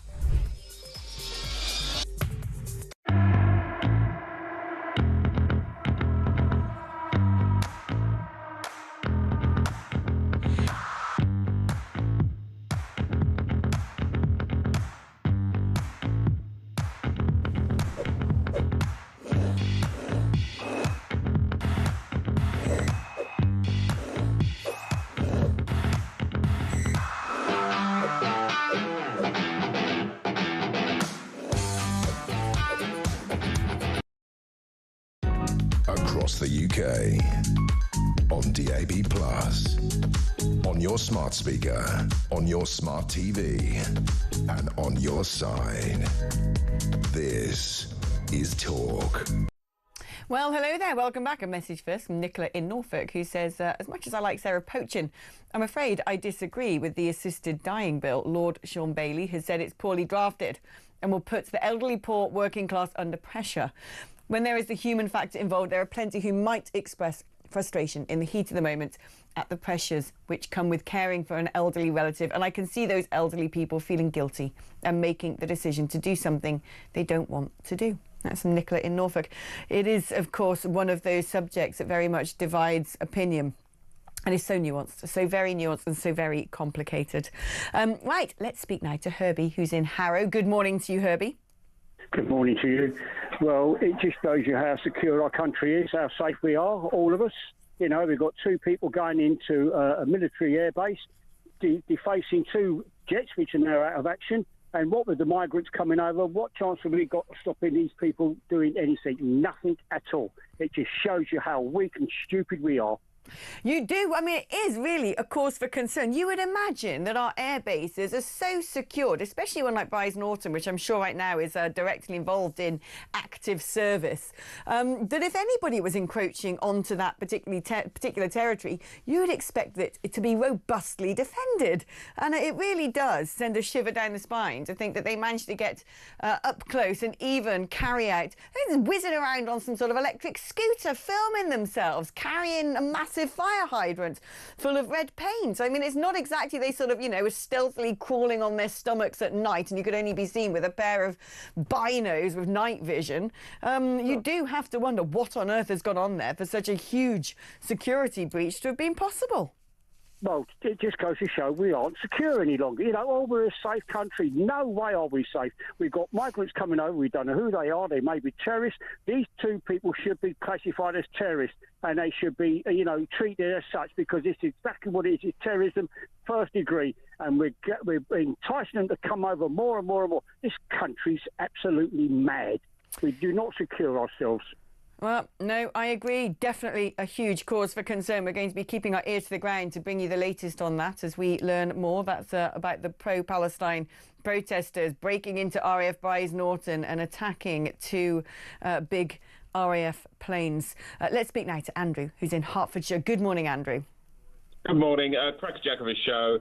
In relation to the people that are trapped in Israel, it's the ultimate problem for Lammy and Starmer. The Labour Party is anti-Semitic. Within it, they will never help Jewish people. So you have those people there that are trapped. To suggest they go to Egypt and cross the border is absolutely ludicrous. But Lammy's great friend, obviously, we know, is Corbyn. And within the Labour Party, they cannot help Israel. So this is anti-Semitic behaviour. So you think that they're being sort of deliberately, the whole Foreign Office, that Whitehall is being deliberately lackadaisical about Brits trapped in Israel because they're in Israel? Because they're Jewish. This is the government looking at a group of people saying, we don't like you, we're anti-Semitic, everyone knows that, we've managed to cover it up, Diane Abbott did a half-an-hour course and all of a sudden isn't anti-Semitic. I'm sure the Labour Party would say that they actually went to great lengths to try and expel anti-Semites from the party, that I'm sure they would robustly counter that and say absolutely not, and that actually perhaps this is a standard protocol at this point as the situation is assessed. Yes, why don't you get Rosie Duffield on and have a conversation with her?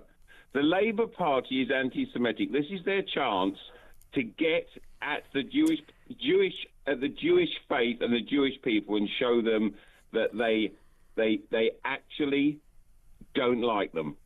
Well, we've got to be careful about what we are accusing individuals or even a party about without being able to give them a right of reply. But that was Andrew in Hertfordshire expressing his concern about whether or not there is imbalanced treatment when it comes to the evacuation of Brits in Israel compared to when similar situations and security concerns have befallen expats in other parts of the world. And on that subject, we are going to be talking to a Brit stranded in Israel after this break.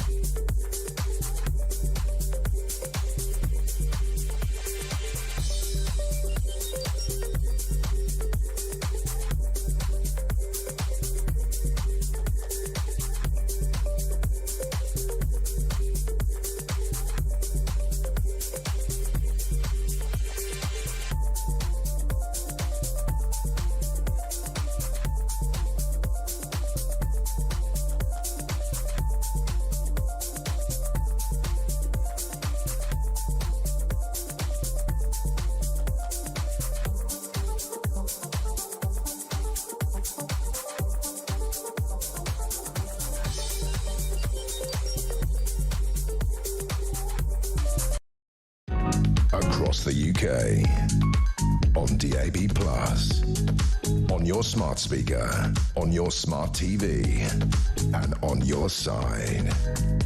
This is Talk. Hello there, welcome back. Now, just before the break, we were speaking to Andrew about his concerns that the government aren't doing much to evacuate British citizens stranded in Israel. Well, let's now speak to Max Radford, who is one such person. Hello, Max. How are you today?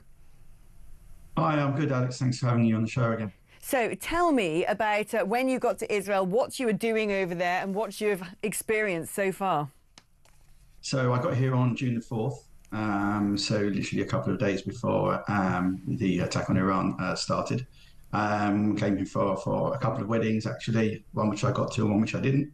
And other things, I have family here, so I'm quite a regular traveller between London and Tel Aviv anyway.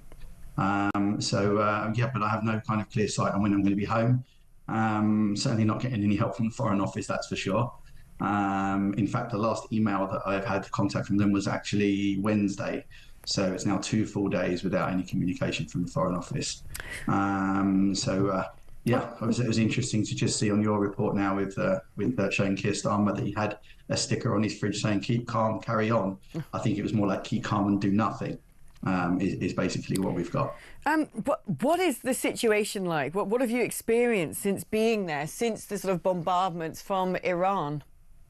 Well, it's changed a little. So we've had a little bit of, dare I say, a lull certainly from yesterday morning. So last night was the first night, evening and morning, that we hadn't had any sirens or alerts, and actually a first full night's sleep in the last week, which I'm thankful for. But that could be the lull before the storm. We really don't know. So the situation is very much, as I said, goes from tense to intense. You stay very close to, or you should be staying very close to have access to a shelter. and then wait for any instructions as and when something happens. And that's happened kind of sometimes very frequently, sometimes been 7 a.m., 2 a.m., 4 a.m., middle of the day. On any given day, it's kind of different. But what we do know is we're very well informed by the Israeli government and the apparatus that you have, including the Homefront app. So, you get pretty well warned in advance that they're preparing to do something in Iran. And then if there's something actually launched, I think they measure the trajectory of where these missiles are heading to and then tell you if you need to get into a shelter. So you have a full siren, which is when you move quickly. And then you head into the shelter and wait for an instruction to go out. And you can hear, depending on where you are, quite a lot going on outside, which is quite disconcerting because you can hear, but you can't see. So you hear rockets going out from the Iron Dome if something's heading your way. And then you're waiting for kind of a boom, hopefully not too loud, which might be in the sky, but it also might be landing near you. And that's happened to me a number of times already, where some missiles have landed or debris landed quite close. And then you wait until you're informed to go out, and that's it. All I can say is that the shelters themselves, by and large, are very, very secure. They're very well protected. And I feel far more comfortable being in one of those shelters than I am being on the open road down to Egypt in some kind of reverse exodus, because that's where David Lemmy sent us. Yeah, I mean, it must be terrifying. I mean, is it something you sort of, in a strange way, get used to? Because one thing I've heard is people saying that Israelis sort of, package this into part of normal life, really. Then other people saying, well, that might have been the case before, but this time around, they're actually very concerned about some of these bombardments because 5% are getting through. Yeah, it's very much very different. I've been here many times, so including during rocket attacks from the north, from Hezbollah, and from the south, from Hamas. Different types of rockets. Actually, a lot less time to get into. Sometimes, depending on where you are in Israel, anything from 15 seconds to a minute and a half to get into a shelter. But obviously you are at risk there from a direct hit or something very, very, very close. But that's not ballistic missiles. Ballistic missiles are, you've got huge payloads, as you can see, and even on the images that you have on the screen now, the devastation can rip through, quite a significant area, and really harm and kill people, not just in a direct hit. Having said that, I still, maintain that being in a shelter or close to a shelter is, critical. Myself, I'm not particularly fearful for myself. Like I'm not, rushing to a border to get out. I think I'm safer here than making that kind of journey. But I do fear for others. There are, my parents are here. They're almost 80 years old. They're here on vacation as well. Also came for a wedding. Only partially abled. Certainly not able to make a trek back to Egypt after 3,000 years. So that's not going to happen. But I'm hearing a lot, and I've had a lot of calls and a lot of messages, a lot of people with disabled kids, and being told to go to a border, which they just cannot do. And the repatriation of those vulnerable needs to be absolutely first priority. And the RAF certainly have presence in Cyprus and nearby, and they are able to make provisions. And I am hearing that from other countries, by the way, Alex. So It's not like no one could do it. It's just that our... So other countries are evacuating their expats, getting them out and getting them to Cyprus? Yeah, there's all kinds of things. It depends on the circumstances and the situations, but there is very, very good communications. There are portals being sent out, set up, like if you're from the US or elsewhere. That Foreign Office, diddly squat. I mean, I've not heard from them since Wednesday. That was the last email sent out, let alone direct communication. So, I heard your last caller. Is this part of a bigger agenda? I don't think necessarily it's a part of a bigger agenda from the Foreign Office and David Lammy on this particular issue. He certainly has a bigger agenda as far as the bigger issue in respect of the war and what to do, and whether this is actually Britain's war, because I absolutely assure you this is Britain's war as well, and the war of America and the war of the free world and the West. Because, Iran's targets extend way beyond Tel Aviv and Jerusalem, I assure you. And what about your family back at home? They must be concerned for you. Yeah, because obviously we're in regular contact, so so they know what's going on. It is scary, and I've been there when I'm in England, and obviously my family are here, and we've had, it's not the first war and the first incident. It's a very eerie feeling again. Like I mentioned, being inside a shelter where you can hear and you can't see. Well, if you're like in England and your family's here, I mean, you can't hear or see. You're just relying on the news, and it can be scary. Again, I can't say that I'm, there's an element of fear that we all have, but that's not in my nature. I'm more concerned for all the people that need to get out and have other circumstances. Or there are parents here that have children in London that may have been here, came for a wedding, like the wedding I was due to go to, that are going to go for 2 days, and they're now here for 10 days. And sometimes the reverse. There are children here that were on kind of trips and birthright trips and all kinds of things that are unable to return. So it's really, but the political situation going on around us, we're all very conscious, including like talk of the US, which you were just talking about now, and the brilliant Andrew Fox, who certainly has his finger on the pulse militarily. So we've got this little lull where we're not sure exactly what's going on. Obviously, Trump has mentioned now it's going to be like a couple of weeks. I actually think that's giving Israel a window, my personal view, to actually do things. Because once you start negotiating and bring to the table and have a deal, then the job can't be finished. Yeah. And this job must be finished. And do you have any foresight, any indication whatsoever about when you may be able to come home? Or is it just an open-ended question at the moment? Totally open-ended, and it also depends on lots of things, so how you got here as well, or who your flight was with. So if your flight, for example, is with Wizz Air, they've cancelled until September, so they won't be renewing a flight to get you back. They just send you your money back. Right. Lucky to get that in time to buy another flight. But then El Al, for example, obviously it's a little bit different. So my parents, for example, were an El Al flight, which is due next week. Now we don't know if that flight will go or not, and who they prioritise to go on it. So we really have no idea. Even if there is talk here from Miri Rega, was on TV last night saying that they're, going to start putting some flights on and to get people out. But who does that include, and how do you get on it, and how do you buy it? And during the daytimes, does life manage to sort of somehow carry on as per usual? People going to work, people in Tel Aviv going to the beach, perhaps, or is everything pretty much shut down? It's a bit of a needs must. So I think from a going to work point of view, it really depends what you're doing, what kind of service you're in. If some places are break. I mean, I've been in taxis before where I've had to move from one place to another, and the first thing I do when I get in a taxi is thank you for being on the road. Thank you for making it. We said, listen, we have people that need to get to a hospital or need to whatever, like they can't get there, they can't drive, they can't park, whatever it may be. So so there is differences of activity depending on where you are and the time of day as well. Like in the nighttime, the streets are completely deserted. Like there is just no one on the street. In the daytime, one of the amazing things that they have here is how prepared this country is. That's why this is not a surprise. This thing didn't happen in a vacuum. So even on Waze, the navigation app, if you type the word miklat, which means shelter, or in the Waze, it will instantly show you the shelters that are right near you. Wow. So you've got a very, very quick access to get to safety.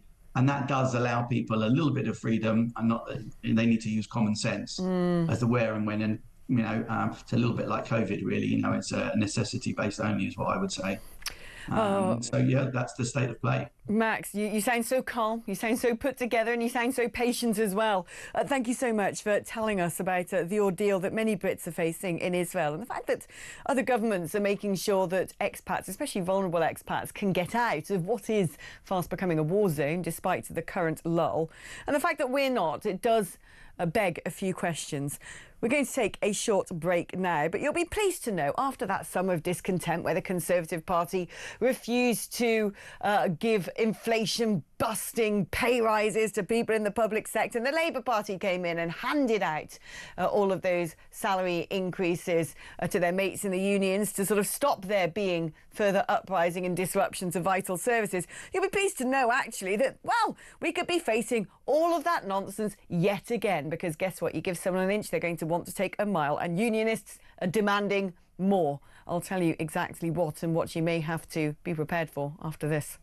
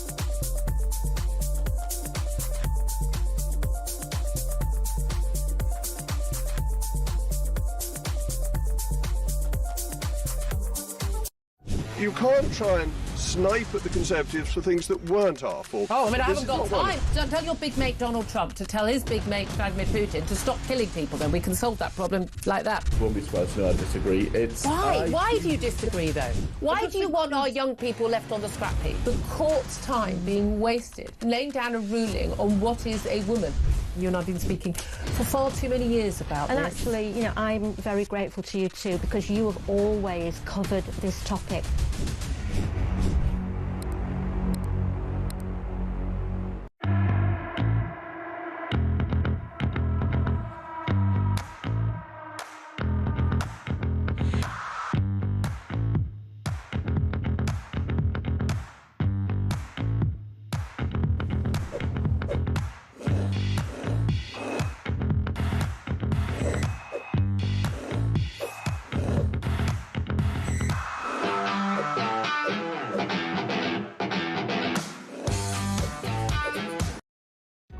Across the UK, on DAB+, on your smart speaker, on your smart TV, and on your side.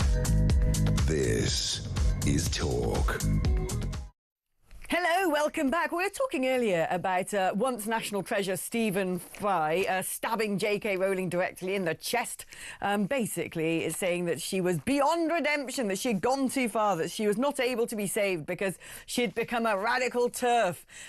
You know, he was doing the whole be kind movement thing and saying, oh, well, you know, perhaps it's some of the attacks against her that means that she's now a raving demon who says all sorts of unpalatable things, and isn't it so awful that she speaks with such horrendous language, and that she hasn't got sympathy towards the trans movement, that she's inflammatory and contemptuous, that she has strong and difficult views.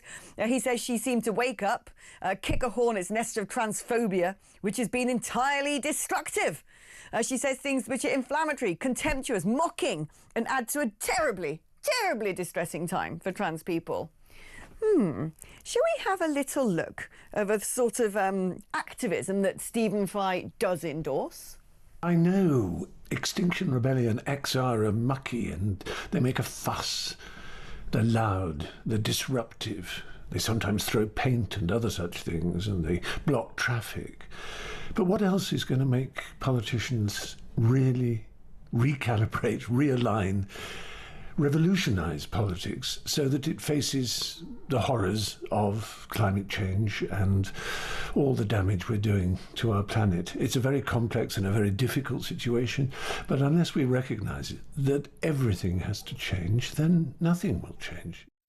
Well, there you go. It's OK to block ambulances because the world is on fire, according to some goblin child from Sweden, and that the UK must have to take the brunt of all of it and make sure that people who are having cardiac arrests can't get to A&E. Oh, yeah, that's all fine because it's truly warranted, despite the fact that really you should be directing your ire towards China, who's building a new coal-fired power station every single week while we've closed all of ours down. Yeah, that's fine. That's fine with that particular case. But when it's women facing the harassment of perverts in their toilets, when it's women in their workplace changing rooms who have men waving their todgers about and intimidating them, when it's women actually in safe houses for people who've been victims of domestic violence, in women's refuges, who suddenly find Burley Bryan's turned up in a dress and pretends that he's a woman. When it's women who've trained all their lives to compete in a particular sport, to be found that they could be absolutely pummeled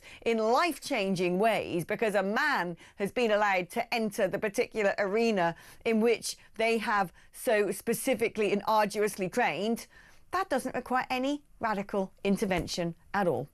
Sir Stephen, you may have a great grasp of the English language, and indeed I have enjoyed your comedy and your insight and your analysis and your wit and your writing. But on this, my friend, as a woman, you are wrong.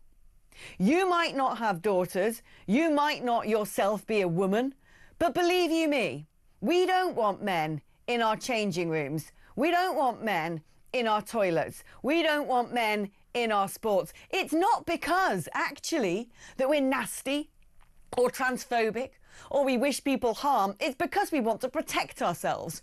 Because there is a Venn diagram of men out there, opportunistic perverts with their particular unique fetishes who do want to get into our intimate areas, and we have to defend against that. There are men out there who, for a simple power kick, want to make women feel uncomfortable. There are men out there who wouldn't ever win the gold medal in their particular sport, and then guess what? Down the line, 10 years later, they're competing in a women's category, denying women who have forsaken so much and dedicated their whole lives of sacrifice in order to get to the top level of their sport. And it was all for nothing, to satiate the vanity of a male ego. Believe you me, Mr. Fry, if you had walked one step of your life in the shoes of most women out there who face street harassment, who worry about their safety, who, when they have to walk home at night, are looking in shop windows at reflections to see who might be following them, that the one place where you think that they might feel that they are going to be okay is in the toilets or in the changing rooms. Believe you me, if you had walked just one step in our shoes, you, my friend, would change your tune. So how about, here's some advice, Mr. Empathy for the world being on fire, how about you learn to be kind and appreciate why women, normal, middle-aged women, who simply just want their daughters to be safe and be protected, who simply just want women to be able to be women and acknowledged as such, how about you understand that it's taken them great efforts, because this stuff was absolutely trammelled all over us. We didn't ask for it. It was forced upon us. There was no consultation. There was no democratic recourse, and we were not listened to. We were bullied. We were silenced. There were death threats against us. We were intimidated. We were ostracised. So it has taken, actually, bravery, and it has taken people being outspoken in order to protect little girls. It's very simple. Right. Let's talk about the unions now, another group of people that I absolutely love and can't wait to shower in applause, because guess what? After all of the concerns that the Conservatives had about all those pay rises and the strike after strike after strike, as doctors demanded more, as police demanded more, as tube drivers and train drivers and everybody else demanded more, the Labour Party came in, right, this is going to do it, this is going to sort it out, pay out, pay out, pay out, pay out, pay out. Oh, look, there's a £22 billion black hole. But unfortunately, the problem didn't go away, did it? Because apparently consultants, NHS consultants now, are demanding a 35% pay rise. Consultants, that's right, they're the ones who are allowed to have £1 million pensions tax-free. Poor things living under a motorway bridge surrounded by rats, braziers eating out of bin bags. How do they ever go into work every day? Tube drivers as well threatening to strike if they don't get £76,000 a year. That is more than double the UK average salary. And doctors want the right to go on heat strike. Heat strike. Make it make sense. Let's speak to Michael Simmons, who's the economics editor at The Spectator. Michael, here they are again. It just goes to show these militant unions, you give them an inch, they just want to demand a mile. How much are we at risk that consultants could go on strike? Are we going to give them 35%? Well, I'm not sure the risk is that high for consultants. I think a lot of it is talk, because the way the sort of the doctors' unions have been operating is they've tended to only take strike action when there's actual public support for it.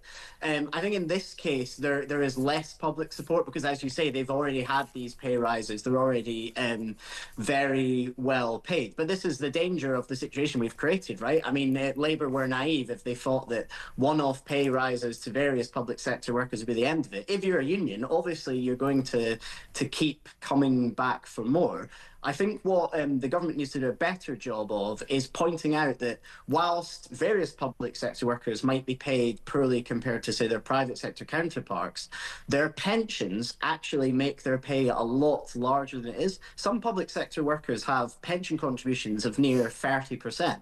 And I think maybe the government could have a conversation, especially with younger workers, so junior doctors, etc., and say, look, we're not going to give you more pay rises, but we might let you take more of what is contributed to your pension as salary in the early stages of your career, and then rebalance that as time goes on. That wouldn't cost the government too much money, and it would put more cash in the pocket of workers that otherwise want to go on strike. Let's talk about the tube drivers now, because if there's any group of people that would happily go on strike, it is the tube drivers. They tend to sort of be rather merciless in their approach. As a Londoner, I've experienced it way too many times. Maybe not as active as train drivers when it comes to striking, but they're demanding £76,000 a year. I mean, sometimes I look at that and think, why aren't I driving an underground train? That seems like a pretty decent job with a good rate of pay. Yeah, well, look, I think, I don't know if you're aware of this. There was a tube driver that was sacked recently because there was a video of them pulling into a station. They were doing their knitting, and it looked like they were maybe watching Netflix while driving the tube. And obviously, TfL dismissed that employee. But I think that suggests just how automated these systems can be. So I do think it's quite cheeky from tube drivers, where we surely are, just a matter of years away from trains being self-driving, and unfortunately, us not needing drivers, and many of them having to look for other jobs. So I do think their claim is particularly outrageous. I wouldn't necessarily object to the high pay, because obviously there's this passenger safety is important, and you want those people to be paid well for doing that. But ultimately, this is an industry that is clearly, or a job that is clearly going to be automated, and I think we should be hurrying along. I think often in this country we talk about AI all the time, about how AI is going to bring us growth, but there's so many things before AI, self-driving cars, self-driving trains, etc., that we can do more on to improve productivity, improve growth in the country. So given against the backdrop of that, I think it's a bit cheeky of the tube drivers to be asking for pay rises. Bear with me one moment here, Michael, because we've got a bit of breaking news relating to another story we've been talking about at length today, which is that UK and Israeli authorities are working to provide charter flights out of Tel Aviv, and British nationals in the country should register their presence with the Foreign Office. That is according to Downing Street. So perhaps Talk's little exclusive here has actually moved the needle. UK and Israeli authorities are now working to provide charter flights out of Tel Aviv, and British nationals in the country should register their presence with the Foreign Office. That is straight out of Number 10. Now let's quickly go back to Michael Simmons, economics editor of The Spectator. See if we can wrap our heads around this one. Apparently doctors want the right to go on heat strike. Heat strike? What on earth is that about? Yeah, I mean, this is plainly ridiculous. I think there already is some sort of legislation about minimum heat, so minimum temperature. If it gets too cold, you've got the right for your employer to send you home. And I guess with the country getting hotter, it's obviously a hot day, and people are suggesting that you shouldn't have to work in hot temperatures. That's plainly ridiculous. Hospitals, if they cannot, get them to a cool enough condition for doctors to work in, then surely that's dangerous for patients as well. So maybe this is just a way of drawing attention that perhaps some of our failing infrastructure includes the fact that we don't have enough air conditioning. But I think this is plainly ridiculous. We're going to have hot days. We're going to have more hot days, and we need to adapt our buildings and our workplaces to deal with that. We can't just decide to shut down the economy because it gets to 35 degrees. Yeah, it makes you question why so many doctors and nurses run off to work in Australia if they're so scared of hot temperatures. Thank you ever so much to Michael Simmons there, economics editor of The Spectator. Reminder there that UK and Israeli authorities are working now to provide charter flights out of Tel Aviv, and British nationals in the country should register their presence with the Foreign Office. That's according to Downing Street. We're going to be taking a short break now, but when I come back, I'm going to be joined by the one and only inimitable, brilliant commentator, chief political writer of Spiked Online, Brendan O'Neill. I'll see you after this.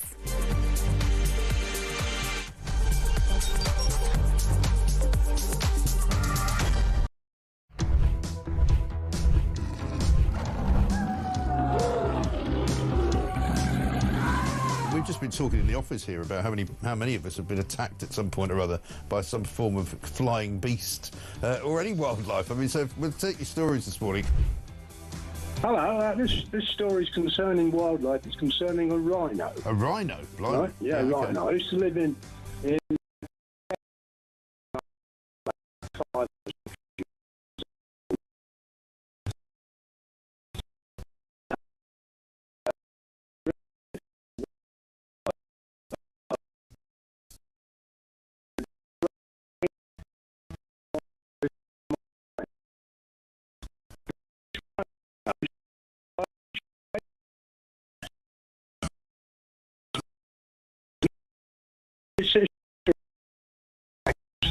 Right. It was like someone out of Jurassic Park. Yeah. We were turning around saying, "Believe it, Dad. Just put your foot down, Dad. We're in a field.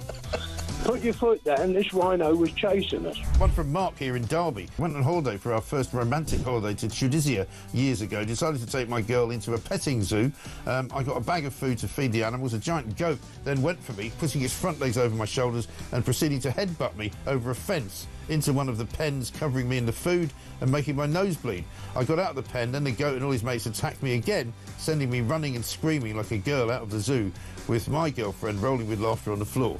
A tarantula climbed up the bottom of the bed on the sheet. Yeah. And it walked all the way up. It's eyeball to eyeball. Wow. And I thought to myself, what am I going to do when it climbs over my face? But then a miracle happened. It raised its two front legs and waved them around. And then it turned around and walked down the side of the sheet. Boris Johnson been attacked by an ostrich. The former PM was enjoying a... Across the UK, on DAB+, on your smart speaker, on your smart TV, and on your side. This is Talk.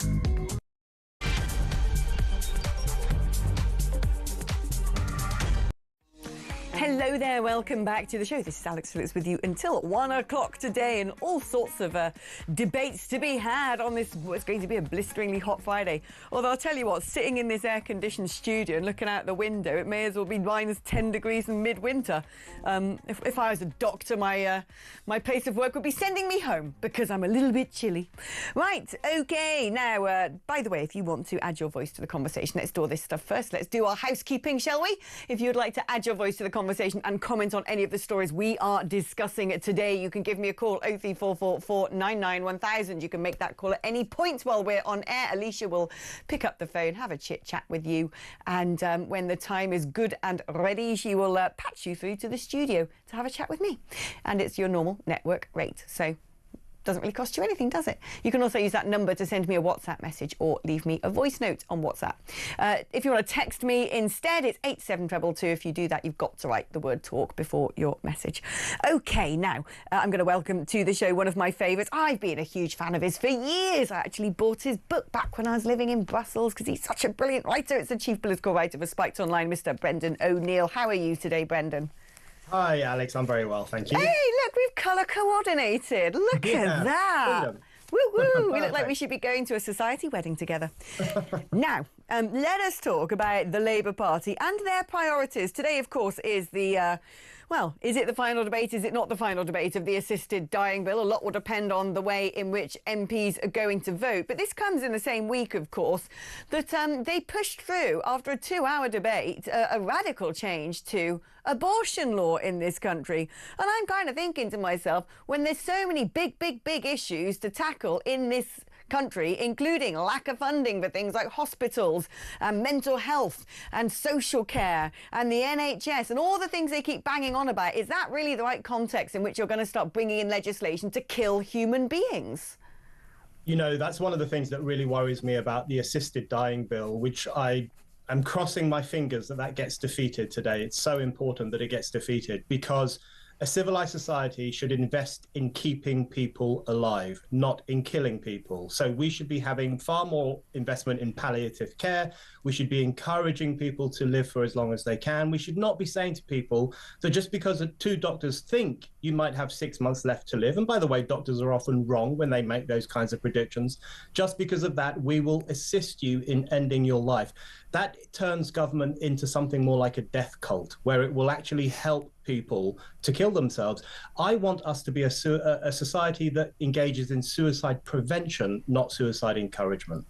What did you make of the abortion law as well? Because, you know, as a woman, I'm all for women being able to have full custodianship over their bodies and not be in a situation where, because they're sort of facing domestic abuse, or perhaps they've been raped or whatever it may be, and have to make really awful life choices that they actually don't want to make, they might be pressurised into, to then face the full force of the law. But at the same time, this is essentially, and this is my worry with the assisted dying bill, it is condoning, it's open up opening up a space in which actually killing a baby is valid under the law. I just find it very unfortunate that these two things are happening around the same time, because I'm like you, I'm pro-choice. I think women should have the right to opt to end a pregnancy within the law as the law previously existed, which was a pretty generous law. The fact that this new extension of the abortion time limit has happened at the same time as the assisted dying bill, it does give a bad impression to the public. And it has made a lot of people think, exactly as you've just been saying, what are this government's priorities? What is it really investing in? What is it hoping to achieve with this country? Is it going to err on the side of life, or is it going to err on the side of death? You know, the thing about the assisted dying bill is that it comes at a time when we increasingly devalue human life. So on every issue, you know, climate change, we think that human beings are a burden on the planet. They're a plague on the planet, that we make this huge carbon footprint that we've got to constantly scrub away. Or older people are often seen as a burden. They're seen as people who, if only they'd die off, younger people would have somewhere to live. We live in a very Malthusian era in which human life is quantified and seen in a very calculated way. We've got to move away from that, learn to value every single human life and not encourage people to die. I mean, what I find so remarkable about all of this is, you know, when you learn about how underfunded hospices are, that 2/3 of their income have to come from kindly donations and charity shops. And this is the actual service of providing dignity in those precious last weeks of life and a pain-free death. The government haven't exactly increased money to hospices. No, instead, the massive employers' national insurance hikes means that many hospices are struggling to even stay open. And then when you look at the wait lists for things like mental health care, that's what we constantly learn about. There's not enough psychologists, there's not enough therapists, there's not enough counsellors. People aren't getting the mental health services that they require.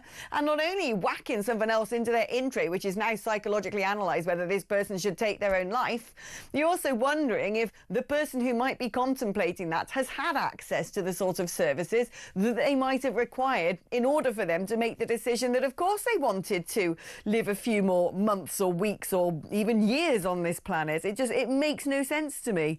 Let's talk now about Bryce Norton. This lot have managed to infiltrate what should be probably our most secure RAF airbase in the country, because it's one that right now, as far as I'm aware, is part of active service, one of our biggest RAF air bases. And these thugs, because thugs is what they are, we've heard before how they threaten police with sledgehammers, have managed to take an electric scooter up the tarmac with a massive big fire extinguisher full of red paint to spray all over RAF planes that are going to be vital in going out there and supporting operations in the Middle East.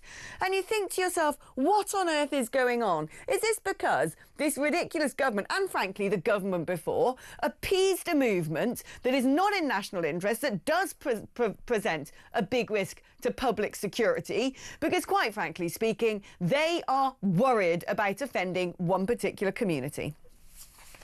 That is a large part of it. They have appeased this poisonous movement for the past 20 months, ever since Hamas's pogrom of 7th of October. We've seen that time and time again, and this is the end result. You have movements like Palestine Action taking this shocking action, and questions have got to be asked about this. How the hell did they get in? And also, what the hell do they think they're playing at? What they're essentially saying is that Britain should not help the Jewish state in its war against the neo-fascists of Hamas. That is essentially what it boils down to. These are the kind of people who present themselves as progressives and anti-racist and anti-fascist, but they're actually taking action to thwart Britain's ability to help our friends in the world's only Jewish nation. That's what this boils down to. And to my mind, it's not dissimilar to if they were to wreck airplanes during the Second World War, when Britain wanted to go off and fight a different kind of fascist movement. This is a really repulsive group. And let's not forget that just a few weeks ago, they smashed up a Jewish business in Stamford Hill, which is a famously very Jewish area in London. And they said that that business had links with Israel somehow. I'm sorry, but isn't that what Nazis used to do? Going around smashing the windows of Jewish-owned businesses. That's what Kristallnacht was. This is a kind of woke Kristallnacht. This is a woke assault on Jewish businesses and any person or group that wants to assist Israel. I think it is disgusting. I don't understand how we as a nation, so many people have been sucked into the pro-Gaza cause. Oh, the women and children are being bombarded. Why can't they understand that Iran is a terrorist regime, that Hamas, the Houthis and Hezbollah are bloodthirsty, misogynistic, anti-Semitic, monstrous, murderous, homophobic ne'er-do-wells who'd quite happily take out the whole of Western civilization given half the chance? Why on earth are all these people donning the black and white keffiyeh and going up and down the streets protesting in support of Gaza, thinking they're supporting the right side of history? How did that happen? It's a suicidal movement. You know, look at something like Queers for Palestine. These are the kind of people who are hilariously unaware that if they ever set foot in Gaza, they would be thrown off a tall building. Hamas is a violently homophobic, misogynistic, anti-Semitic group. So was Hezbollah, which thankfully has been pretty well throttled by Israel. And so is Iran. Iran is a regressive, homophobic, misogynistic nation that shoots women dead in the streets in their hundreds, as it did in 2021, for the crime of demanding a little bit more freedom. You know, the people who are opposing Israel's war against Iran at the moment, they pose as anti-war. They're not anti-war, because what they're essentially saying is that Israel should live meekly nearby a country that wants to destroy it.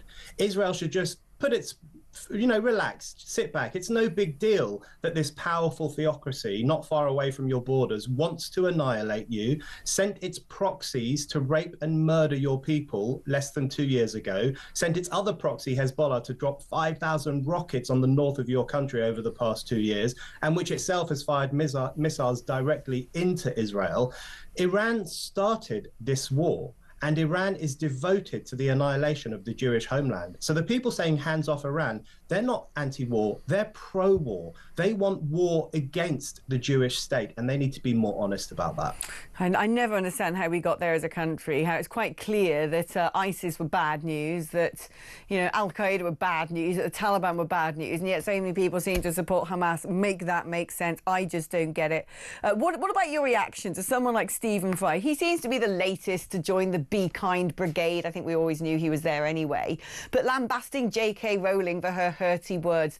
And yet in the same breath, you know, he's turned around and supported the activism of people like Extinction Rebellion, all the disruption that they've caused. Let's actually have a look at Stephen Fry saying that, you know, why radical action is sometimes justifiable. I know Extinction Rebellion XR are mucky and they make a fuss. They're loud, they're disruptive. They sometimes throw paint and other such things, and they block traffic. But what else is going to make politicians really recalibrate, realign, revolutionize politics so that it faces the horrors of climate change and all the damage we're doing to our planet? It's a very complex and a very difficult situation, but unless we recognize it, that everything has to change, then nothing will change. The point is, isn't it, Brendan, that when it comes to activism, when it comes to the Be Kind movement, there's the trendy movements and there's the untrendy movements. And I don't think people, even a man whose brain is as, you know, massive as Stephen Fry's, doesn't seem to understand, actually, that what they're doing is going along with the trendy ideologies and not really rationalising the activism behind it. Why on earth would someone with his intellect think it's OK for men to go into women's changing rooms? You know, oh, Extinction, they're mucky and they make a fuss. No, they stop ambulances taking critically ill people to A&E. I don't understand how people with vast amounts of intelligence seem to pick these sort of want-to-me just pick whatever is in at that moment for their Be Kind movement and throw everyone else under the bus. Yeah, I can't remember who said it, but someone once said that Stephen Fry is a stupid person's idea of a clever person. And I think that's probably pretty accurate. You know, the thing is, you're absolutely right. This is a man who supports the right of posh idiots to hold up the streets, to sit in the middle of the road, to block people from getting to hospital or from getting to work. He supports their right to do that on the basis that billions of people will die otherwise, which, by the way, is not true. But then he slams JK Rowling for very sensitively and very intelligently tweeting that men are not women, which is true. So he supports the right of these kind of posh brats called Tasmin and whatever, Edred, and whatever their names are, to cause chaos on the streets of London and other cities on the basis of lies, but he doesn't support the right of a woman to express the truth. That's what we're talking about here. Such an extraordinary, hypocritical, and I might say quite sexist double standard.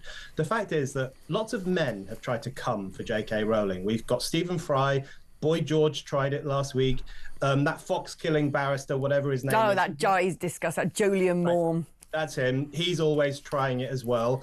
Listen, guys, forget about it. You are no match for JK Rowling. She is the mistress of words. She knows how to take these idiots down. And the reason she does is because she's got right on her side. She is absolutely right in what she says, which is that biology is real, women deserve their own spaces, and that it is bloody sexist of men to think that they should have the right to parade around naked in women's changing rooms or go into women's domestic violence shelters or whatever else it might be. So all these blokes who keep coming for her, she's just batting them aside like annoying flies, and I have to say it's pretty entertaining to watch.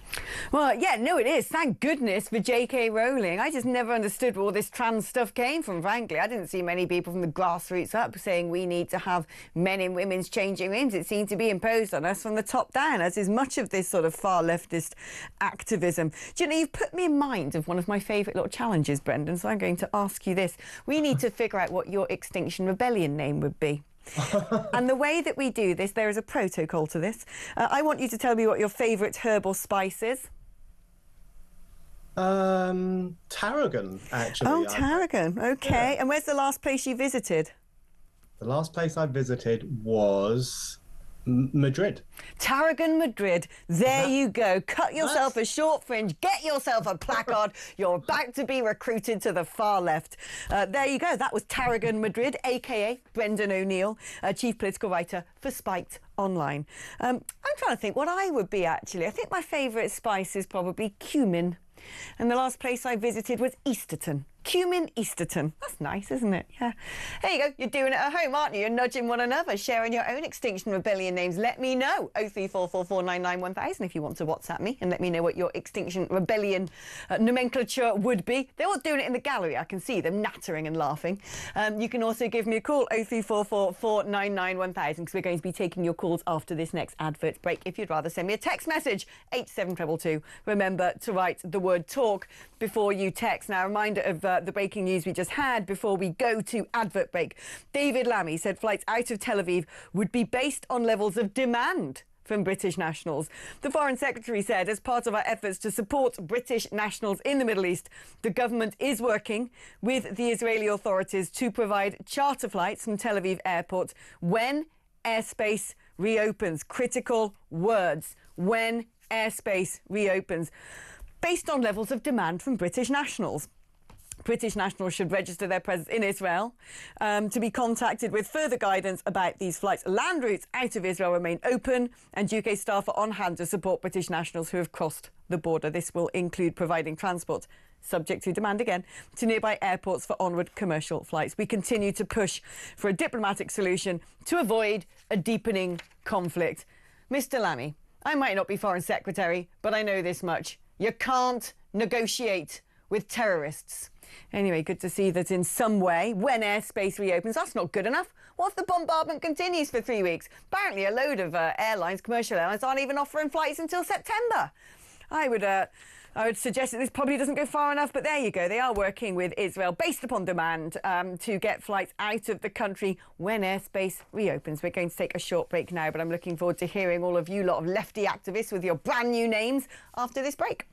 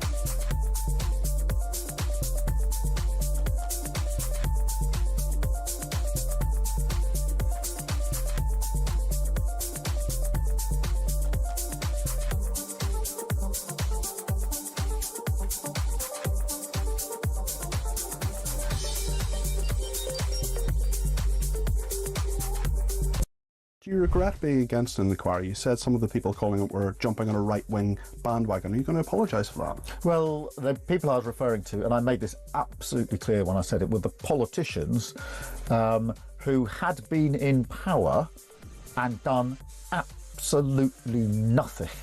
And then as soon as they're out of power, are screaming and shouting. And so Kemi Badenoch, Chris Philp, those individuals, when they were in power, did absolutely nothing. Now, I've been campaigning and working on this for 15 years.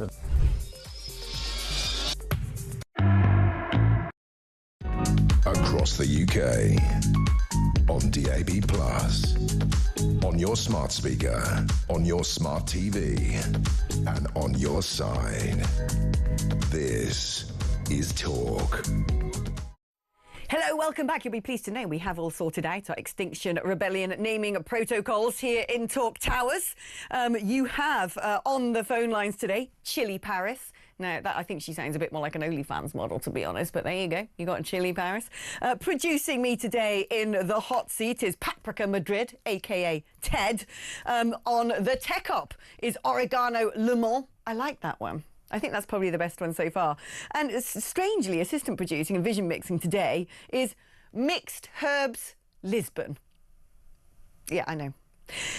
He went to Oxford as well, and he didn't even say bouquet garni. But there you are, Mixed Herbs Lisbon. He's a very, very attractive and erudite young man. It's a pleasure to have him in my team. OK, right, now, it's your opportunity to find out how you can win stuff, courtesy of us here in Talk Towers. We're giving you the chance to win a pair of Oasis tickets, not just anywhere, but in Manchester itself on July the 19th. We can also offer you being put up at a grand hotel, 5k of spending money. You want that, don't you? Here's how you enter. Alright, kid. You have to be over 18 to enter in the UK, excluding Northern Ireland. For a chance to win a pair of tickets to the most electrifying rock and roll reunion of the century, a hotel stay and £5 spending money, all you got to do is text the word WIN to 83338 by Monday the 7th of July at 11 p.m. and you'll be entered into the draw to go supersonic this summer. Sorted. Right, here's all the legal stuff. Text costs £2 plus one standard network rate message. You've got to have the bill payer's permission or post your name and number to Oasis Prize Draw, PO Box 3190, Colchester, CO2 8GP, to arrive by 5 p.m. on the 10th of July. This is a Talk Sport limited promotion run on Talk Sport, Talk and Virgin Radio UK stations. Full T's and C's at talksport.com. Well, there you go. Good luck, kid. I can't really do a Manchester accent. That's awful. That actually just made my own ears bleed when I heard the feedback in my earpiece. I'm never going to do that again. I do apologise. Although, of course, everyone knows that, Oasis are only the second best band to hail from Manchester, because the first is James. They're the best band in the world, of course. We all know that, don't we? OK, let's speak now to Stephen, who's in Oxfordshire. Hello there, Stephen. Hello, Alex. Nice to talk to you. Nice to talk to you. Now, what is your Extinction Rebellion name? Have you prepared that for me for my delectation? Oh, didn't even think about that. Well, don't you worry. The gallery just all groaned in unison when I asked that question, so I could see that they weren't particularly up for learning that information. So we'll just glaze over that one. What do you want to talk about, though, Stephen? It's about the idiots who've got onto RAF Bryce Norton. Ah, right. Yes. Tell me. What are your thoughts on that? Well, I just go from experience. I spent nearly 30 years in the RAF, a lot of it at Bryce Norton. Bryce Norton leaks like a sieve. The security there is a joke. Wow. It's got a very nice main gate called the Pizza Hut, which all the locals and everybody there will say, yeah.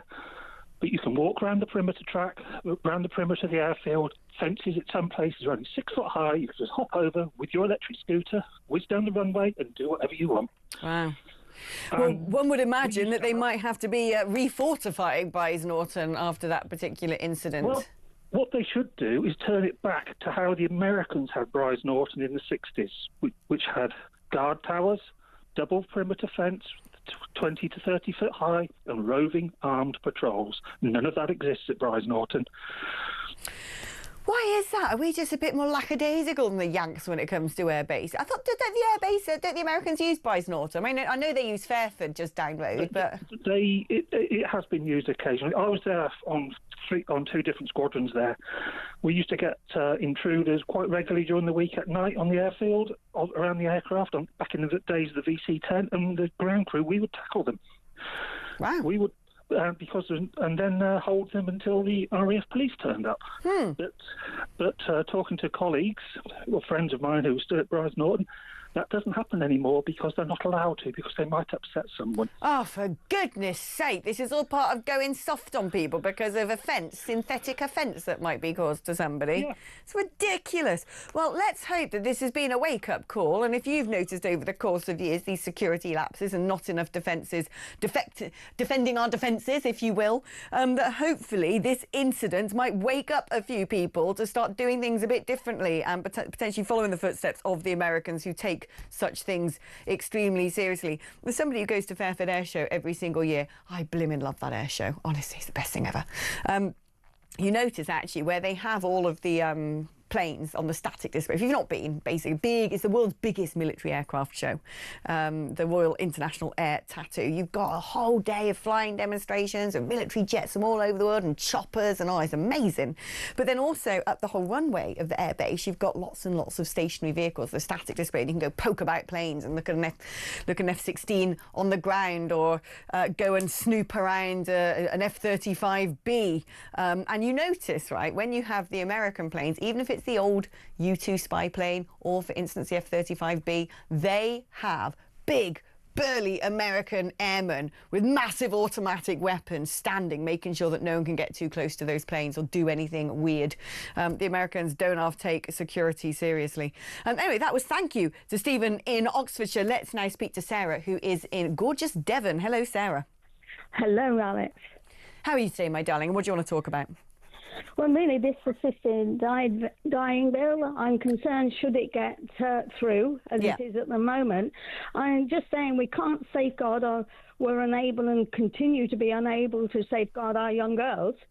So what guarantees have we got that we could safeguard our old, vulnerable, people? Yeah. Do you know, my worry about this one, Sarah, is, look, for religious reasons, I'm against assisted dying, but I have to put that to one side, OK, as a journalist, and if I want to give some analysis to something political, I have to park that and say, well, if I wasn't a Christian, how would I approach this particular piece of legislation? Because I have utmost sympathy for people who live with chronic, debilitating conditions, knowing that they're entering their end stages of their life. I have relatives who have been through that, and it is awful, and that should never be underplayed. My concern with any legislation like this is it has to be handled so gently, because where a piece of legislation starts out, the thing that's voted through Parliament, over the course of years gets eroded or it gets amendments added to it. There are court cases where it's like, well, I have 8 months to live, but actually because of timeframes I need this now, and then all of a sudden you find that the 6 months becomes a year. Then you find, because someone's challenged it in the High Court, another medical condition gets added to the list, and then you'll find that, you know, where it's only 18 plus at this point, that will be lowered to 16. And over the course of time, these things are always changed and evolved. And that is what I worry about, what the direction of travel will be the minute the door is open slightly to what essentially amounts to the state sanctioning someone being killed. Well, it worries me that they're going to have to set up the panels. The panels are going to have various people on, the doctors, the psychologists. But surely there'll become some sort of waiting list, and our corner's going to be cut in the end. Well, this is the thing. When it comes to these panels, we know that whether it's mental health services, whether it's social services, whether it's medical services, you know, the NHS, whether it's judicial services, everything is under such great strain with such big waiting lists for treatments, for court cases, for face-to-face access with a therapist, etc. And you suddenly think, well, where are they going to find this extra time? How long are panels going to deliberate for? What's the workload going to be? And I worry as well, if someone's only got 6 months left to live and there's a lot of of, having to make your case towards a panel and this, this decision-making exercise, does someone really want to spend the last 6 months of their life under constant judicial review? I just don't really know in practice how this is going to work out. And so it does worry me quite significantly. But at the same time, I am torn on this, thankfully, because I believe in God. I know which side of the fence I've got to come down on. But when it comes to, inside, when I ruminate over this, I am very, very torn over this issue. It's a very complicated one. And I just don't, if we're going to deal with something very complicated, like life or death, is this the government that you would pick to be the arbiters of that decision-making process? I wouldn't. Thank you for your call, Sarah in Devon. Let's speak now to Lynette, who's in Wembley. Hello there, Lynette. Hello, I'm in Great Bentley, actually. Great Bentley? I don't even know where Great Bentley is, but it sounds terribly British. It's very near Clacton-on-Sea. Oh, right. You're down next to Are you in Nigel's constituency then, or are you sucked up into the neighbouring one? I am in Nigel's constituency. Is he a good MP? Is he doing all right for you? He's doing all right. I still need him to fix my potholes, but there you go. Well, there you go. Maybe you can send him out with a bucket and spade to the beach, and he can get on that this weekend in the lovely weather. What do you want to talk about, Lynette? The assisted dying. Yeah. I mean, my mum, bless her, she had 6 children at 24. She worked all her life up until she was 80. She had 20 grandchildren, 36 great-grandchildren and 6 great-great-grandchildren. Blimey, she contributed to the human footprint, didn't she? Well done, her. She certainly did. And when she got ill, initially, it was just her legs went and she couldn't walk, and then she got iller and iller. And in the end, we had to put her in a home. I strained my back and had to have a spine operation. Oh. So I couldn't look after her properly, and we had to put her in a home. Yeah. She was on end-of-life care 5 times. Mm. She just got worse and worse. In the end, her brain went completely. She couldn't talk. She couldn't eat. She couldn't drink. And we had to sit and watch her die. Yeah. Every day, slowly, for 4 years. Oh, gosh. It was absolutely the worst thing that's ever happened in my whole life. My mum was so vibrant and so full of life. Was she, I hate to ask you such a delicate and potentially painful question, was she suffering, do you think? She was suffering, yeah. She used to look at me and her eyes were like saying, please, please, I just want to go now, It was just awful. And, I mean, this bill wouldn't have helped her anyway because she had dementia. Right. And she wouldn't have been able to do that herself. Yeah. Because she wasn't compos mentis. Mm. But I would like to write my will to say that if I get dementia, I mean, the thing I value most is my brain. Yeah. And if my brain goes, I don't want to be here. Oh, Lynette, I cannot imagine what it was like to nurse your mother for so many years towards the end of her life. And it's exactly stories like yours that really do challenge someone when it's very easy to go, well, look, I don't believe in state-sanctioned suicide. But my goodness, we need to do something to make sure that people's end of life is as comfortable and as easy as possible. And perhaps somehow, sometimes that is just not possible. Lynette, thank you so much for your really meaningful and poignant and very personal call. I really appreciate your bravery in contacting us today. OK, we're going to be taking a short advert break now, but don't go anywhere because things are about to get a little bit spicy because my old telly husband, Kevin O'Sullivan, is walking through the door right now. See you after this.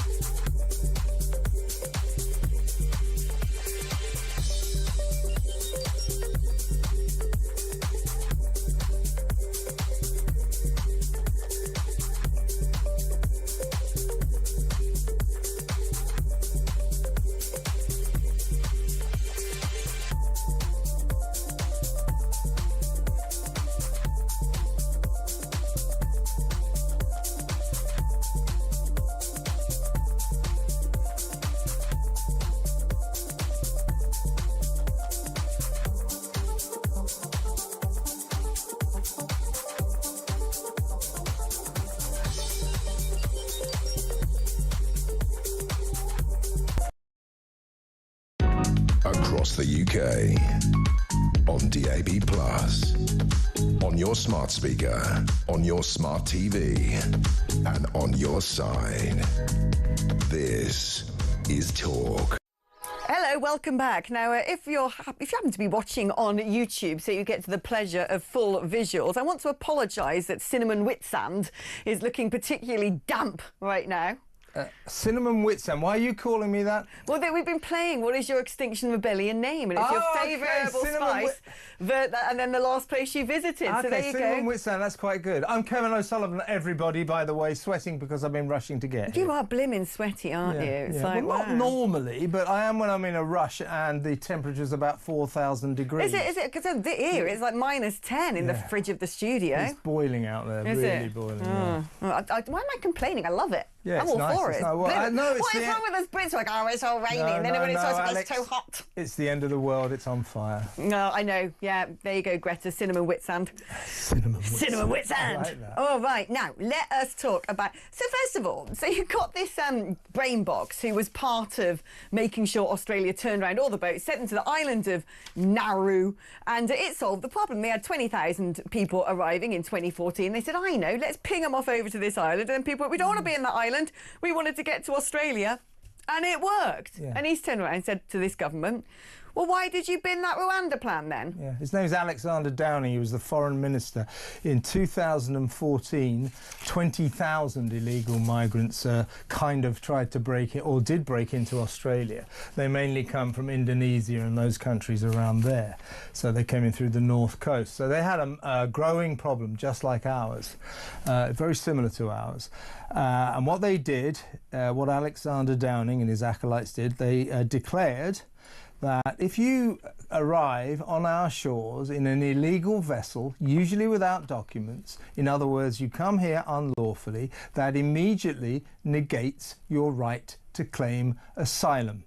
And the following year, no migrants came across. Now, people say, I heard somebody on the TV last night go, you know, what you don't understand, it isn't illegal to cross the channel if you claim asylum. Well, it is. It is against the law to cross the channel in an unregistered vessel and then arrive without documents and just claim that you have the right to come in. That is against the law. So when people say, oh, no, if you claim asylum, then it's not illegal. No, it is illegal. The business about claiming asylum is a political decision. It's a political decision, not a legal one. Now, Australia took the political decision to say, we will not let you claim asylum. We will not say it is legal for you to claim asylum if you've come here illegally. We will ban you and we'll take you to another island and we will process you there. And by the way, the other thing they did was that, just like us, processing asylum seekers once they got into Australia was taking 2 years, 10 years, that kind of thing. They organised it so that these asylum seekers who arrived and were banned entry were taken off to this island and they were processed in 2 weeks and sent back whence they came. So Rwanda would have been our island, if you like, and what Alexander Downer is saying is that, quite rightly in my view, that Keir Starmer should eat political humble pie, say I was wrong, and resuscitate the Rwanda scheme, because him junking the Rwanda scheme on day one, £700 million worth of taxpayers' money straight down the drain, calling it a political gimmick was the political gimmick, basically. But it was the mistake, the massive mistake of his political career. But also, he binned it without having anything to replace it with, and now he's sort of looking at, oh, well, maybe actually if we have sort of third country processing centres, I might consider that. And you just think, well, why didn't you keep that in place? And also, if the problem was, well, you know, thing is about Rwanda, it's a bit tasty over there, you know, you might go to prison if you protest against the government, which I'm sure pretty much every single would-be asylum seeker is planning to do when they get to Kigali. Even if that's the problem, we're an archipelago. Can we not dig out some island somewhere in the UK that we could say, here you go and stay on that island, and in 2 weeks' time, you'll be sent from whence you came? It's a great idea, Alex. Can I suggest the Isle of Wight? I mean... no, that one's all right. We'll keep that one. There must be something knocking about. That is possible, but Rwanda is far more realistic.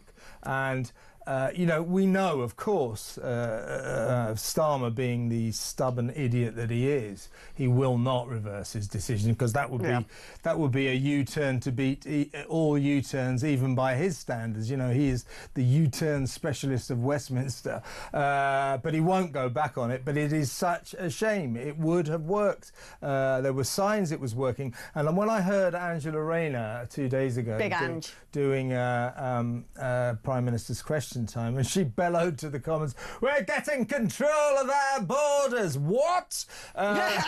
She said the Rwanda scheme was proved it did not work. No, Angela, here's the thing. It did not start, which is why Starmer was so stupid to reject it, junk it, waste all that money without even trying it. Right. It was the ridiculous thing to do, and we now know that this guy is prone to petulant decisions that he doesn't think through. Winter fuel allowance, rape gang inquiry. He doesn't think things through, then realises... Do you think he didn't think that through? Because I think with the rape gang inquiry, he's been boxed into a corner. Do you know what I've heard, essentially, is that there are a lot of people in that cabinet who didn't want that case report to come out, who might have been making phone calls behind the scenes and putting pressure on, which is why deliberately there were leaks to make sure that they couldn't repress that inquiry, I think you're absolutely that right. lot don't want it. They don't want that national inquiry at all. They still don't want it. I think you're right on that one. And Baroness Casey delivered the report. God love her. Delivered the report that Keir Starmer didn't want. He assumed, because she's an old Labourite, that she would come up with a report that would enable him to say, "Look, you see, we don't need a national inquiry." But good for Louise Casey. She's made of sterner stuff. I think if that report is that inquiry is allowed to go where that inquiry needs to go, and that's the big question: is it going to? I don't think it is. I reckon there's going to be some pretty grim things that could be exposed. Absolutely. But can I just make one point about this as well? Yes, you can. All right, bye. Don't ask, just do. It's the incoherence of his argument about why he implied that those who want an inquiry are climbing on a far-right bandwagon. This is his excuse, because he said it in January. You can see it. No, I made it absolutely clear that I was referring to politicians like Kemi Badenoch and Chris Phelps and so Nigel Farage and so on and so forth. OK, fine. But why were they... Did you say they were climbing on a far-right bandwagon? What far-right bandwagon? He seems to think he's worried about little girls? It's not just... he seems to think that everyone's saying, you told everybody, all the people of Britain who wanted an inquiry, they were far right. But I was only referring to politicians. Well, the people of Britain or politicians, everyone, wanting a public inquiry into the worst sexual scandal in British history, he needs to explain why he thought, and probably still thinks, that is somehow far right. Have you noticed? So Keir Starmer seems to have two versions of a mayday call. When he gets into political distress and you realise that the wings have fallen off and all the arguments sort of crumbling, there's two things he does. He either says far right or Liz Truss. It's like his two emergency buttons. It's like, would you ban the burqa? Liz Truss. Yeah, which for him, of course, national are one and the same. Far right. Yeah, exactly right. For Liz Truss and far right, for him, of course, are one and the same thing. Yeah. Oh, it's just ridiculous. He is a ridiculous man. Apparently, so you remember the good old days when everyone used to be on strike, back when we were downstairs and we were the only people at work struggling to get to work without our magic carpets? I remember, Oh yeah, the doctor strikes, that kept us entertained for a while, didn't it? Yeah. Apparently the consultants are still not happy. They might go on strike unless they get a 35% pay rise. Now, out of all the people in the NHS who you'd worry about being paid enough, too much, not enough, when it comes to the consultants with their gold-plated, tax-free £1 million paychecks, £1 million pensions, they're not really the ones that I put at the front of the breadline. Yeah, well, for several reasons. I mean, first of all, you know, this is what we always knew would happen. Labour come in and, as is their wont, start handing out huge pay rises to the public sector, junior doctors, train drivers, tube drivers, and say, oh, that's only fair. It's only fair. You know, they needed those pay rises, backdated and all that. And we'll say, OK, but you wait. You give this lot an apple, they'll come back and say, we want 3 more apples. And that's exactly what what's happening. They're coming back and saying, you gave us a pay rise a year ago, we want another one. Now, the consultants are particularly undeserving of a pay rise. First of all, they 145 grand. They earn a lot of money anyway. But of course, where they earn most of their money isn't the NHS. No, it's in the at their private clinic next door. And they are wont to say to people, patients who say, well, look, you've got this problem, and I'm afraid the waiting list for that is 2 years. But if you have enough money in the bank, yeah, you can and you skip give the me queue. 10 grand, I can do it tomorrow. That's how it goes. So those people, But also, the other thing that I don't get about all of this is when it comes to public sector employment, you know what the salary bands are because they're up for, they're there. They're explained online as public information. So if you decide I'm going to be a doctor, when you go to medical school, you know that a GP earns this and a consultant earns this and private practice might earn you that. And you go, yeah, I want to do that job for that money. Yeah, and when otherwise, don't do it. When these doctors and consultants are on strike, if they got these picket lines, more money, up the workers. If you go around the corner, you see a load of Porsches and Rolls Royces parked down the road. They don't need any more money, but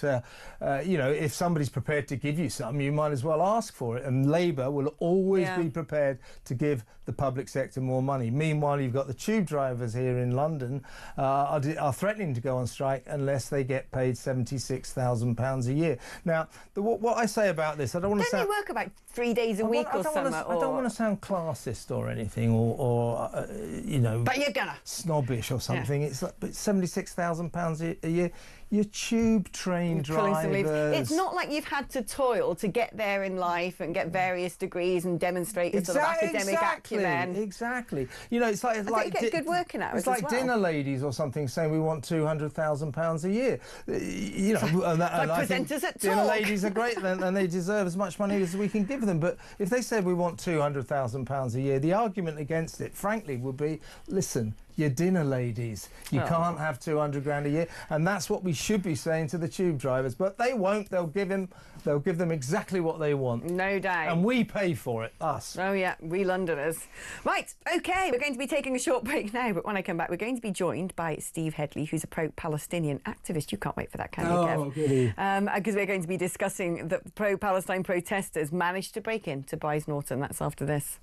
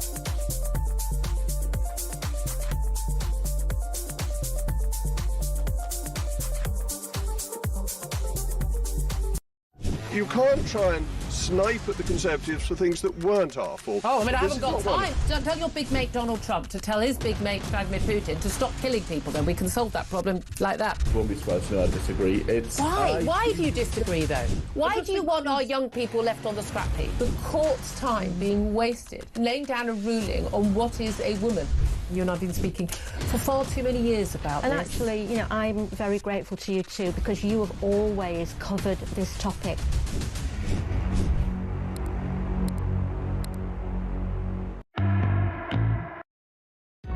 Across the UK, on DAB+, on your smart speaker, on your smart TV, and on your side. This is Talk. Hello there, welcome back. Now, one of the bigger news stories of today that broke this morning is the fact that pro-Palestine activists have managed to break into the airbase, the RAF airbase of Brize Norton. Not only did they manage to break into it, they managed to electric scoot up the tarmac with a massive fire extinguisher of red paint and proceed in attacking an RAF support craft which was about to go out on mission supporting UK efforts in the Middle East. These bright souls who seem to think they're doing something on the right side of history and causing wanton damage and preventing important defence operations should be ashamed of themselves. I don't think, however, that will be the attitude of our next guest, who is Steve Hadley. He's a pro-Palestinian activist and an ex-trade unionist. I mean, Steve, why? They don't know what this is going to be used for. This could be going out, helping to get people stuck in Israel back to safety. This could be going out, trying to make sure that whether we decide to use jets to intercept missiles that take human life, that might be a jet that might be a support aircraft that's going to help in that. So why on earth do they think they're doing something right by trying to prevent that?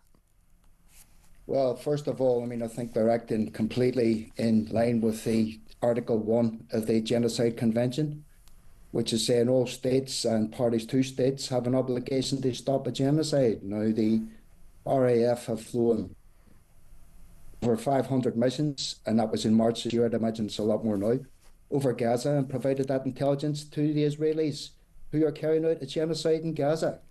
I mean, don't take my word for it. You've got the International Criminal Court who are... Well, the International Criminal Court under Judge Khan, who decided to make that ruling before there was even a single shred of evidence.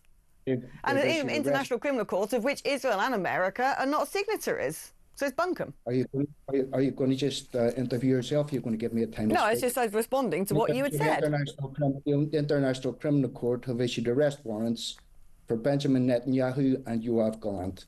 Okay?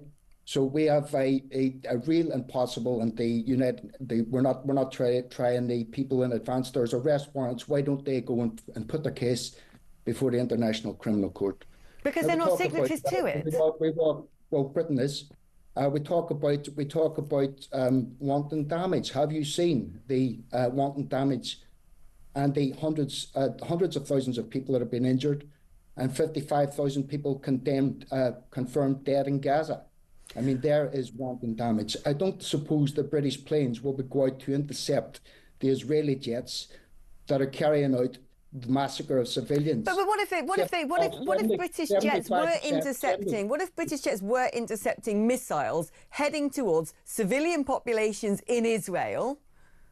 What's wrong with that?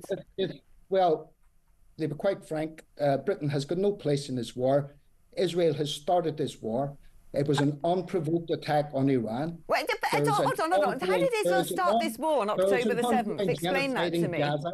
There was an ongoing genocide in Gaza, which Britain does not deny. That in March this year, and we've had a lot more by now, I'd imagine, we've had over 525 flights confirmed by Keir Starmer and his apparatchiks, that these flights went over Gaza to gather intelligence and given to the Israeli army to carry out a genocide. So those people who heroically put their life and liberty online today to go and stop those jets participating in a genocide. But you don't know. But people don't know. Absolute heroes. They're absolute heroes. These planes could have been used to take British citizens to somewhere of safety. They could have been used to support military jets stopping hypersonic missiles striking civilian populations. So what? But you didn't answer my question. You didn't answer my question. So can I just put it to you again? Have you got of that? Well, we don't know. Do you know what they were going to be used for? And if you wouldn't mind, because I asked you a specific question. I can tell you quite categorically that as of March this year, there were 525 flights that went out of Cyprus in this exact same base where these planes are going to be flying out of, that have held reconnaissance flights over Gaza and provided that intelligence to the Israeli army. Now, your flights of fancy about taking citizens out of Israel, the same people, I'd imagine, who went out and fought on the IDF, massacred babies and got paid leave from their employers in Britain to do so. I'd imagine those are the sort of people you're talking about. That's absolute madness, no, because I've had people calling in all day from Israel. No, it is, because I've had people calling in all day from Israel who've gone to weddings, who have gone to look after an 8-month pregnant daughter who are now trapped there. And we know that the last time Iran launched missile offences against Israel, that UK jets did in fact help to intercept some of those rockets, which are targeted at civilian populations. My question to you was this, if you wouldn't mind answering my specific question, Steve, which is this. I'm answering your question. Okay, so it's this. If British jets are there helping to intercept deadly missiles being launched at a civilian population in Israel, what is wrong with the British aiding that? Well, why don't the British jets go and shoot down the multiple missiles, the multiple Israeli jets that are massacring a civilian population in Gaza? Why don't they do that? Why don't they intervene in a genocide instead of aiding and abetting a genocide? Are you worried about what's going on in Sudan? Are you concerned about Sudan? Absolutely. And I've been on demonstrations for Sudan. I've never seen you there. Well, no, I'm not the type to go on a demo. When's the last time you attended a demonstration? I've never been in a demo in my life because I'm not weird. So I sit here and I have a job and I analyse the facts. It doesn't work. We've all got jobs. We've all got jobs. Yeah, but okay, so I can do a lot more of raising awareness for something sitting in my studio than you, dressed like a terrorist, walking through the streets of London. It has backfired completely, isn't it? You mentioned Sudan. I've been on demonstrations about Sudan. You have not. Well, because I don't go on demonstrations. I was interested to know whether you hold all civilian life in equal regard, because you seem to have trouble answering my question about whether British military jets should intercept ballistic missiles aimed at civilian populations in Israel. And you still couldn't answer that, could you? Because you don't care. Because you don't value all human life equally, do you? I've answered your question. Now, can you answer my question? Do you think British jets should be shooting down those Israeli missiles going to Gaza that are committing genocide on a civilian population? Answer that question. I don't think they should, because Hamas are a terrorist organisation. I would quite like to see Israel get the job done to protect the West against tyranny and evil regimes that would massacre most people in this country. I would like to see that problem solved, because I want to be on the right side of history. I hope that answers your question sufficiently, Steve. Hello there, Ian. Hello. I will never have you ever been on a demo? No, but I'll tell you what I have been, and I never tire of it, having done this job for a long